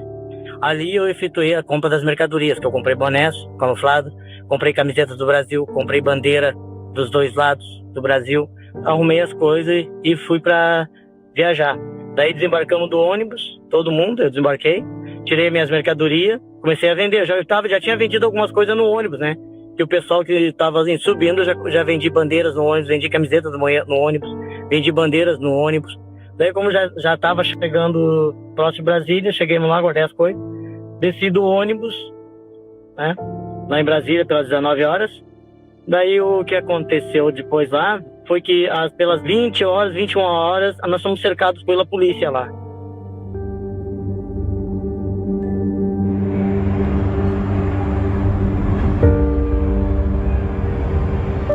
No dia 8 de janeiro de 2023, 243 pessoas foram presas em Brasília, dentro dos prédios públicos e na Praça dos Três Poderes. No dia seguinte, 1.929 pessoas que acampavam no quartel-general do Exército foram levadas à Academia Nacional de Polícia. Muitos nunca estiveram nas manifestações e acreditavam que aquele lugar seria seguro.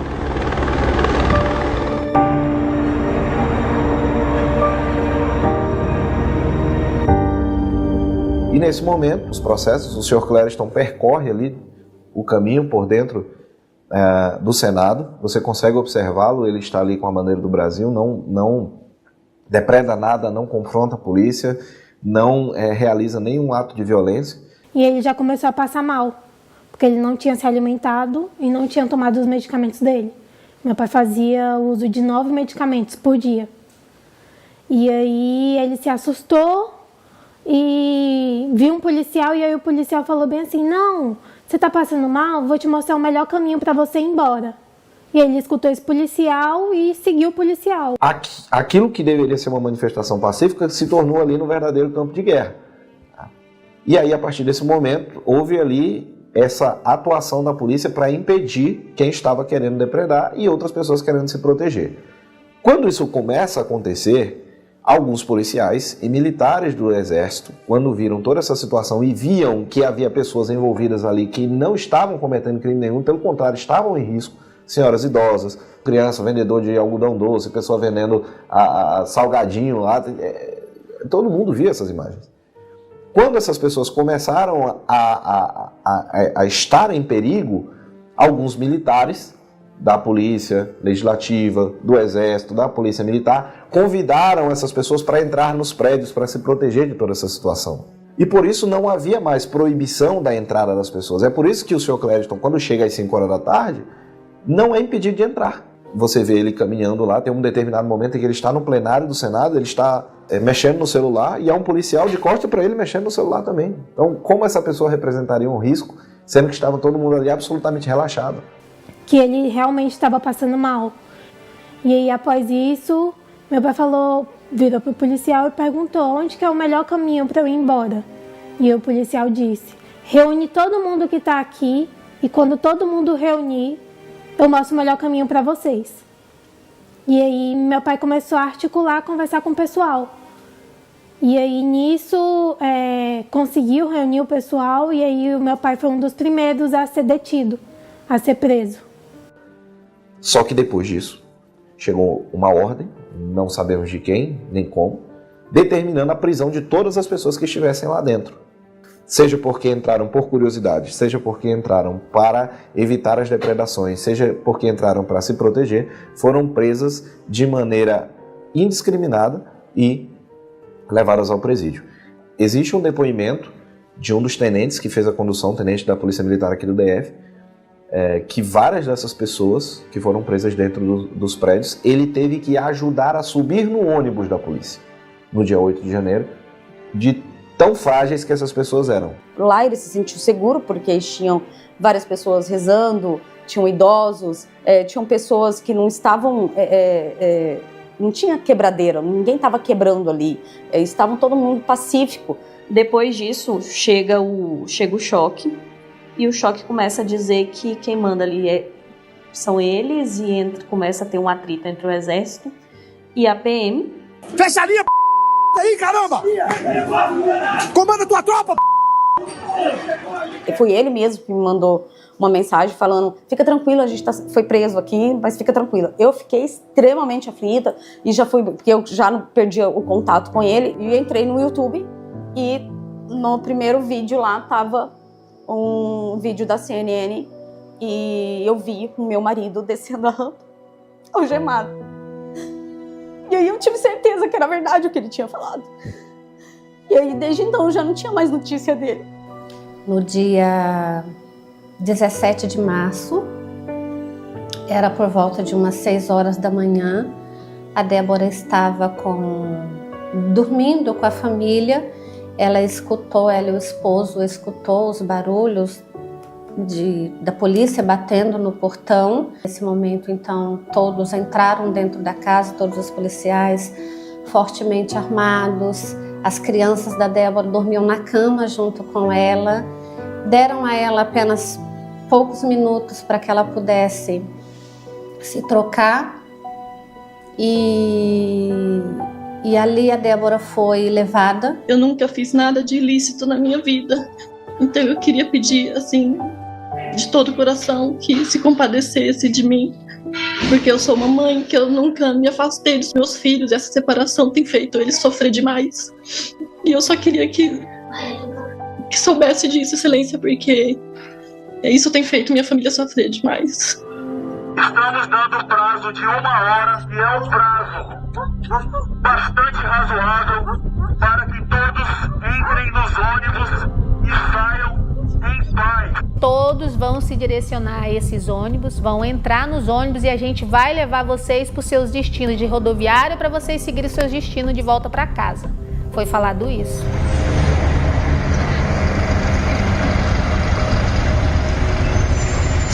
Quando a gente viu que eles já estavam direcionando fora, né, de Brasília, assim, retirado, e quando eles chegou, eu vi, a primeira coisa que eu avistei bem de longe era que estava escrito Academia da Polícia Federal. E daí, quando eu li aquilo, a minha ficha meio que começou a cair. Eu falei assim, eles vão prender a gente. Está nas mãos do meu Jesus, que vivo está. E daí, quando foi em torno de umas 7h30 da noite, veio umas pessoas lá, policiais, enfim, e começou a falar com a gente, olha, vocês agora vão passar por uma triagem, vai ser montado 2 filas aqui. Uma fila para quem tem comorbidade e outra fila para quem, né, tá aqui não tem comorbidade nenhuma. Calma aí, gente, na fila, por favor. Eu vou contando todo mundo. Por favor, bora na fila aí,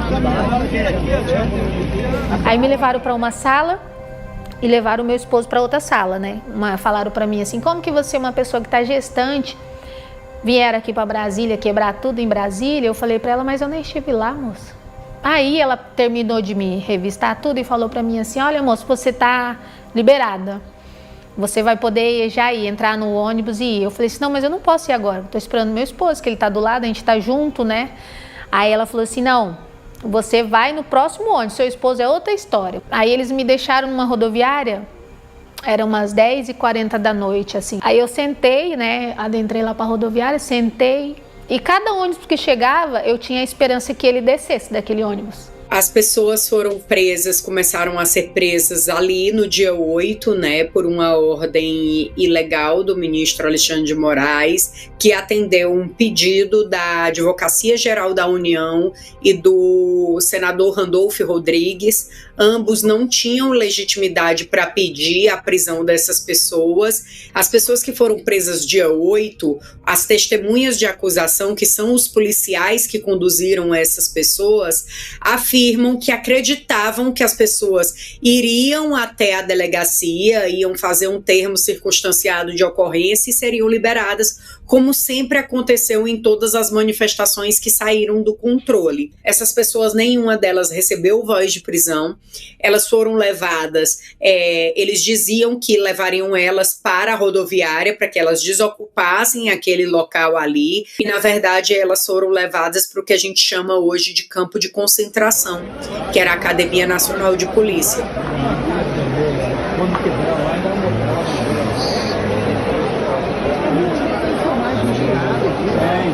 É um banheiro só para tudo isso de gente, tá? Para começar. Aqui, ó, no frio, no relento. Nós temos relatos de alguns dos nossos assistidos, né, no meio daquela multidão que adentrou dos prédios públicos. Segundo o relato de alguns policiais, foram de 30 a 40 mil pessoas que adentraram nos prédios públicos. Um dos policiais reconheceu um dos meus assistidos e falou, esse o caso do Daniel, estava de forma pacífica. Eu me lembro dele. Ele não vandalizou nada, pelo contrário, ele até nos ajudou a limpar ali o ambiente lá dentro e ele foi condenado a 17 anos de prisão. Nós não somos terroristas, são pessoas do bem. Quem estava lá na era o Jacques, aquele cara lá, não era da manifestação pacífica, não foi o povo quadrilho do bem. Tem gente passando mal aqui. O que realmente me fez perceber a seriedade do que estávamos vivendo e a falta de individualização das condutas foi a visita que eu fiz a Papuda. Não havia necessidade na época de autorização no ministro Alexandre de Moraes, o que hoje é indispensável, é um absurdo, porque eu estou há mais de um ano esperando a autorização do ministro Alexandre de Moraes para voltar a Papuda e poder visitar os presos do 8 de janeiro. Eles são abandonados, não têm direitos humanos, nem os mais básicos que homicidas, estupradores têm. E quando eu cheguei no presídio e comecei a conversar com os presos, eu percebi pelos documentos que estavam me apresentando do próprio Ministério Público o quanto eles eram vítimas de uma grande armação. E mais tarde entendemos ainda melhor o que aconteceu ali, quando a Vaza Toga 2 revelou que, apesar de pedidos da Procuradoria-Geral da República, em alguns casos mais de um mês depois, para a soltura de determinados presos, o ministro Alexandre de Moraes se arrogou ao direito de avaliar primeiro as redes sociais das pessoas e manter presas aquelas que a sua assessoria identificasse como opositoras ao governo ou com manifestações tidas por antidemocráticas, mas que no fundo eram apenas manifestações de opinião das pessoas que estavam presas, e no Brasil não existe prisão por opinião. E assim que eu assumi o caso do Ademir, ele já me entregou as notas, estava com outro advogado, eu fui atrás, consegui as provas, imediatamente já fiz o pedido de revogação de prisão. E no dia 26 de janeiro mesmo, veio a primeira negativa. E nessa negativa, a fundamentação foi de que iria converter a prisão dele para preventiva, manter a prisão do Ademir, com base em uma certidão que supostamente foi elaborada aí pelo TSE, onde ele teria, mesmo após a prisão, usado redes sociais. Eu sabia que ele não tinha a rede social, que no link me direcionava para o Twitter, né, o antigo Twitter. E quando eu olhei, para minha surpresa, o link me direcionava para uma página do Twitter, aonde a última postagem dele foi em 2018 e falava, era uma crítica contra a ex-presidente Dilma Rousseff. Para essas pessoas, quando as portas se fecharam, fecharam também as esperanças. O país que diz garantir direitos humanos esqueceu deles. E o mais absurdo é que todos foram enquadrados como parte de uma organização criminosa, sem nunca terem se visto antes. Clezão morreu sem julgamento. Ezequiel, 14 anos de prisão. Ademir, um vendedor ambulante que estava apenas trabalhando 1 ano. Débora, 14 anos de prisão. Não foi uma simples pichação. Maioria do STF condena Débora Rodrigues a 14 anos de prisão.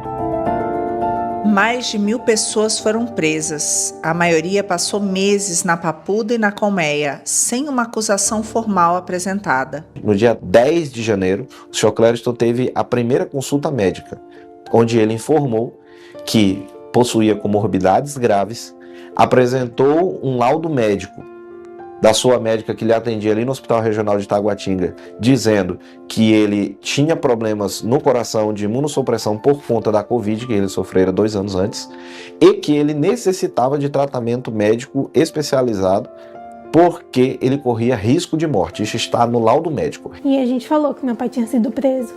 E aí a médica, assim, entrou em choque e em desespero ao mesmo tempo. Não, o Clériston não pode ficar preso. Ele vai morrer lá dentro. Ele não pode ficar lá preso.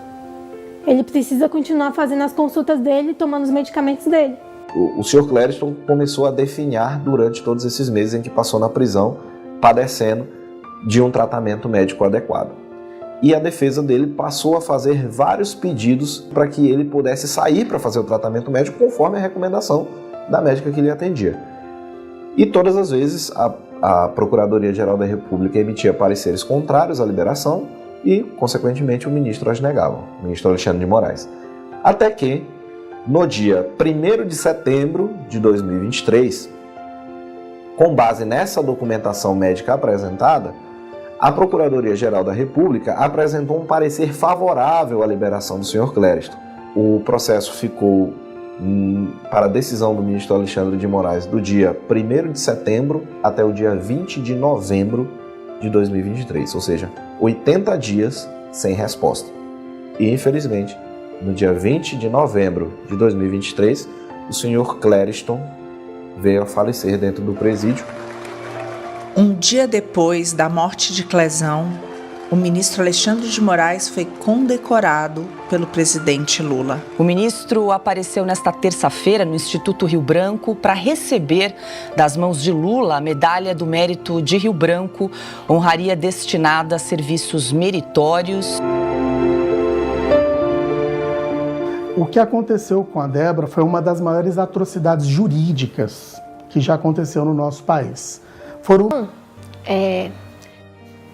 O doutor, ele começou fazendo a ultrassom, estava tudo bem, aí de repente ele começou a demorar e ele estava focado muito na cabeça do neném e eu percebia que ele passava várias vezes assim, o ultrassom no rumo da cabeça do neném. Aí eu comecei a meio que me preocupar e ele não falava nada, já era um tempo que já tinha passado. Aí ele parou e falou assim para mim, olha mãe, ele falou para mim, eu tô vendo aqui que o desenvolvimento da cabecinha do teu bebê não tá normal, ele falou pra mim. E quando ele falou isso, eu meio que me anestesiei. Eu fiquei sem resposta. Eu falei, como assim, doutor? Ele falou, aqui na cabecinha dele eu vejo que não tá desenvolvendo bem. E possa ser que o seu filho não vai nascer. Ele falou pra mim.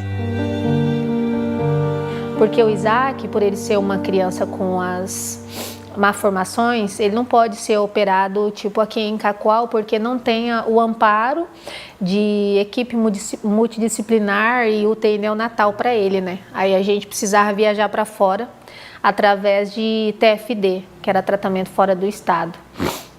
E o meu esposo com tornozeleira era muito transtorno e difícil para a gente conseguir. E o Isaac estava precisando urgentemente de 3 cirurgias, que ele não estava ganhando peso, ele precisava fazer uma gastrostomia, uma cirurgia de hérnia e tinha que ser com urgência, né?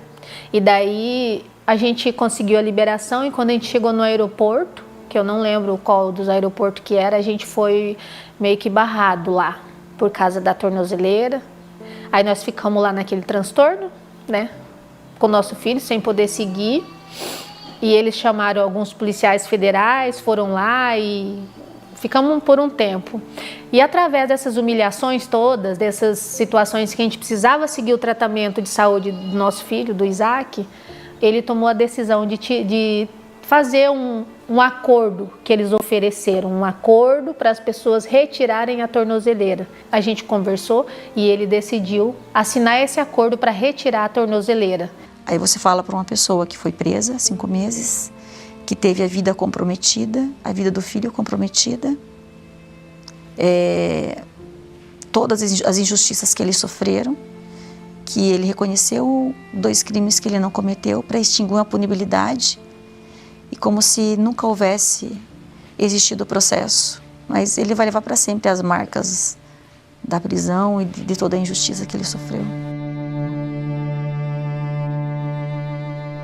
Para mim chamou muita atenção porque enquanto eu visitava os presos, eu fui passando de cela em cela, corredor estreito e as celas todas superlotadas, como infelizmente comum nos presídios brasileiros. E ele foi um dos que veio na minha direção e se apresentou. E para comprovar, ele disse, eu era um vendedor ambulante, fui preso. E para comprovar que era um vendedor ambulante tinha sido preso, ele puxou de fato da cintura um maço de dinheiro e disse, isso aqui foi uma das vendas que eu fiz no fim de semana. Então, aquilo me chocou ainda mais, porque ficou muito claro que aquele cidadão, ele estava preso somente por estar lá. Os presos do 8 de janeiro, no meu entendimento, foram torturados de forma física e psicológica. E isso não sei o que falo.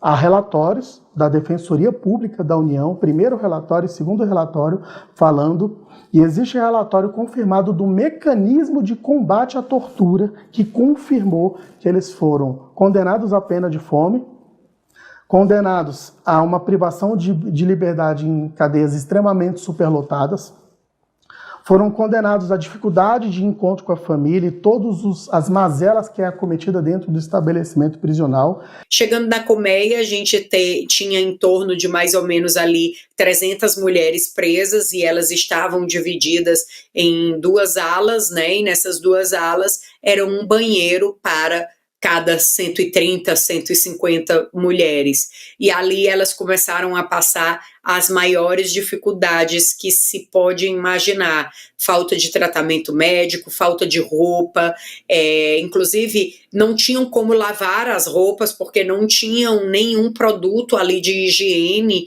O presídio não estava pronto para receber aquela quantidade de mulheres, de pessoas, tanto no feminino quanto no masculino. Depois de meses presos e liberados com tornozeleiras ou vivendo sob medidas cautelares impostas pelo Supremo Tribunal Federal, muitos fugiram.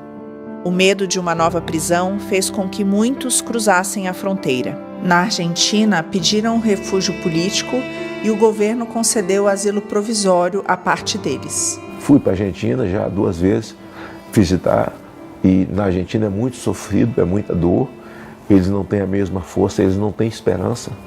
Eles não têm esperança. É uma coisa a ser questionada, porque eles foram para lá. Gente, nós estamos saindo da Casa Rosada, aqui, no Palácio do Governo, e nos reunimos com as autoridades que realmente têm relação com o caso dos brasileiros que estão aqui. É importante lembrar que pedir asilo político não é crime em nenhum lugar do mundo. Mas até isso agora a Polícia Federal e o governo Lula querem criminalizar.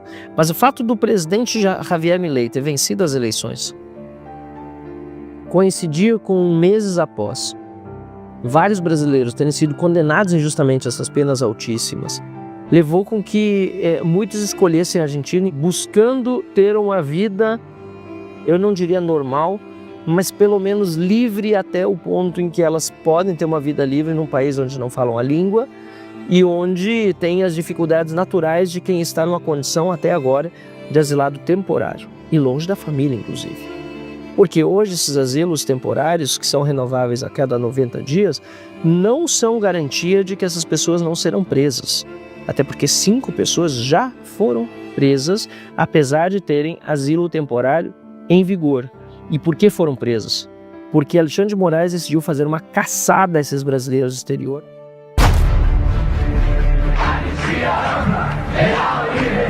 A anistia é o reencontro da nação consigo mesma. Os crimes de qualquer natureza praticados por motivação política. A última vez em que brasileiros buscaram refúgio político fora do país foi durante a ditadura militar. Entre eles, Caetano Veloso, Gilberto Gil, Chico Buarque. Todos voltaram anistiados, celebrados e livres. Curiosamente, hoje, esses são os mesmos brasileiros que são contra a anistia. O 8 de janeiro é um episódio de baderna, de arruaça, como tantos outros que a República já testemunhou em vários governos. No governo da presidente Dilma, nós tivemos a invasão do Itamaraty, a depredação do Itamaraty, no meio daquele movimento Não Vai Ter Copa. Vândalos adentraram o Palácio do Itamaraty, quebraram vidros, promoveram baderna. Depois nós tivemos também no governo do presidente Michel Temer. O protesto em Brasília contra o presidente Michel Temer terminou em vandalismo. Um grupo de pessoas usando máscaras no rosto promoveu um quebra-quebra em meio à manifestação.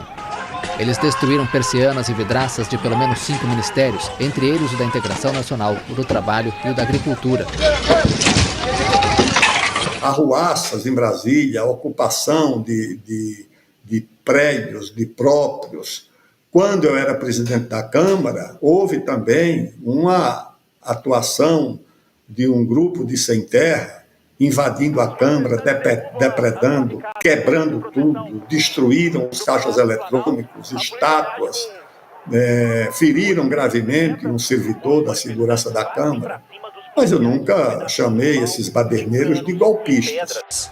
E continua voando ainda, pedaço de pau, e a polícia reage do outro lado com arma de choque. Quando a situação parecia ficar tranquila, um novo confronto tem início. Nenhum desses episódios levou ao enquadramento dos atores como golpistas, ou como terroristas, ou como coisa parecida. Tinha sido combinado que esse era o limite. Infelizmente, vem uma molecada na frente, é normal isso também, gente. Isso não é nem o fim de mundo, faz parte. Para mim, o dia 2 de janeiro foi uma baderna igual àquela que elementos do MST e do PT fizeram no governo Temer, chamando de golpista por causa do impeachment da presidente Dilma, e invadiram o Congresso Nacional, depredando o Congresso Nacional e ferindo pessoas, coisa que não houve no dia 8 de janeiro. Todos os líderes da insurreição comunista de 1935 saíram da prisão. O próprio Prestes, o capitão Luiz Carlos Prestes, líder da rebelião, foi anistiado, os outros foram anistiados. Você tem a anistia de 1979, no governo do presidente João Figueiredo, a anistia de todos os envolvidos na repressão e no combate ao regime militar. Foram anistiados os que sequestraram embaixadores, foram anistiados os que assaltaram bancos, foram anistiados os que praticaram a luta armada contra o governo militar, mas foram anistiados também os envolvidos na repressão, os acusados de tortura, chamados crimes conexos, todos foram anistiados e o país passou a respirar, então, um novo momento, que era o momento da reconstrução. No caso do 8 de janeiro, há uma reparação a fazer, que é o tipo do crime que é atribuído aos participantes daquelas badernas, daquelas arruaças, que é a da tentativa de golpe, que eu acho que não houve, que é errado atribuir a eles uma tentativa de golpe. Aquelas pessoas não tinham os meios, os instrumentos, os mecanismos, o apoio social, político, partidário. Não havia um governador, um prefeito sequer, um único partido político, um órgão da imprensa, uma embaixada, por mais modesta que fosse, do país mais modesto do mundo, que estivesse apoiando. Disseram que o socorro chegou após 16 minutos que ele caiu. E disse que o presídio tinha feito de tudo para salvar a vida dele. Mas depois do sepultamento do meu pai, a gente soube da verdade, porque a Defensoria Pública foi lá no dia 21 de novembro e perguntou para os presos que presenciaram o dia que meu pai faleceu. E aí, o socorro chegou após 40 minutos que meu pai caiu. Lá no presídio, na Papuda, não tem desfibrilador. Então, eles não tentaram salvar a vida do meu pai. Nada mais vai trazer meu pai de volta. Nada. E vai ser uma ferida que nunca vai cicatrizar, nunca.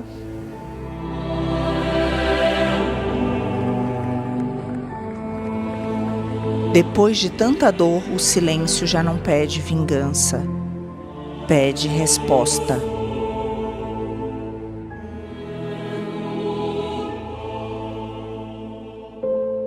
Enquanto os rostos dessas pessoas sumiam das manchetes, os números continuavam crescendo. Até o momento, 1.628 ações penais. 1.198 pessoas responsabilizadas. 643 já condenadas. E penas de até 17 anos. E para cada número, há uma família que ficou para trás.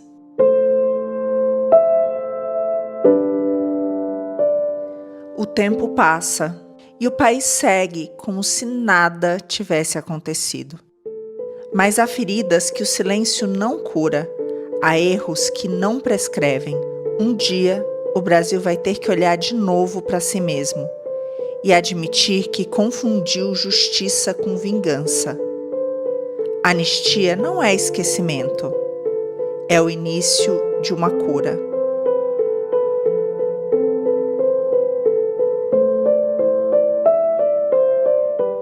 É um documentário forte, emocionante, necessário para o Brasil, que entra para a história. Parabéns, Marina Helena, a todos da Revista Oeste que produziram esse material, que está à disposição no YouTube da Revista Oeste, para você acompanhar ele completo. Você que ainda não assistiu, ver, rever e indicar para amigos e colegas. A gente segue acompanhando as histórias dos manifestantes presos do 8 de janeiro e também de seus familiares, todas as discussões em torno do tema anistia. 12:00 em ponto.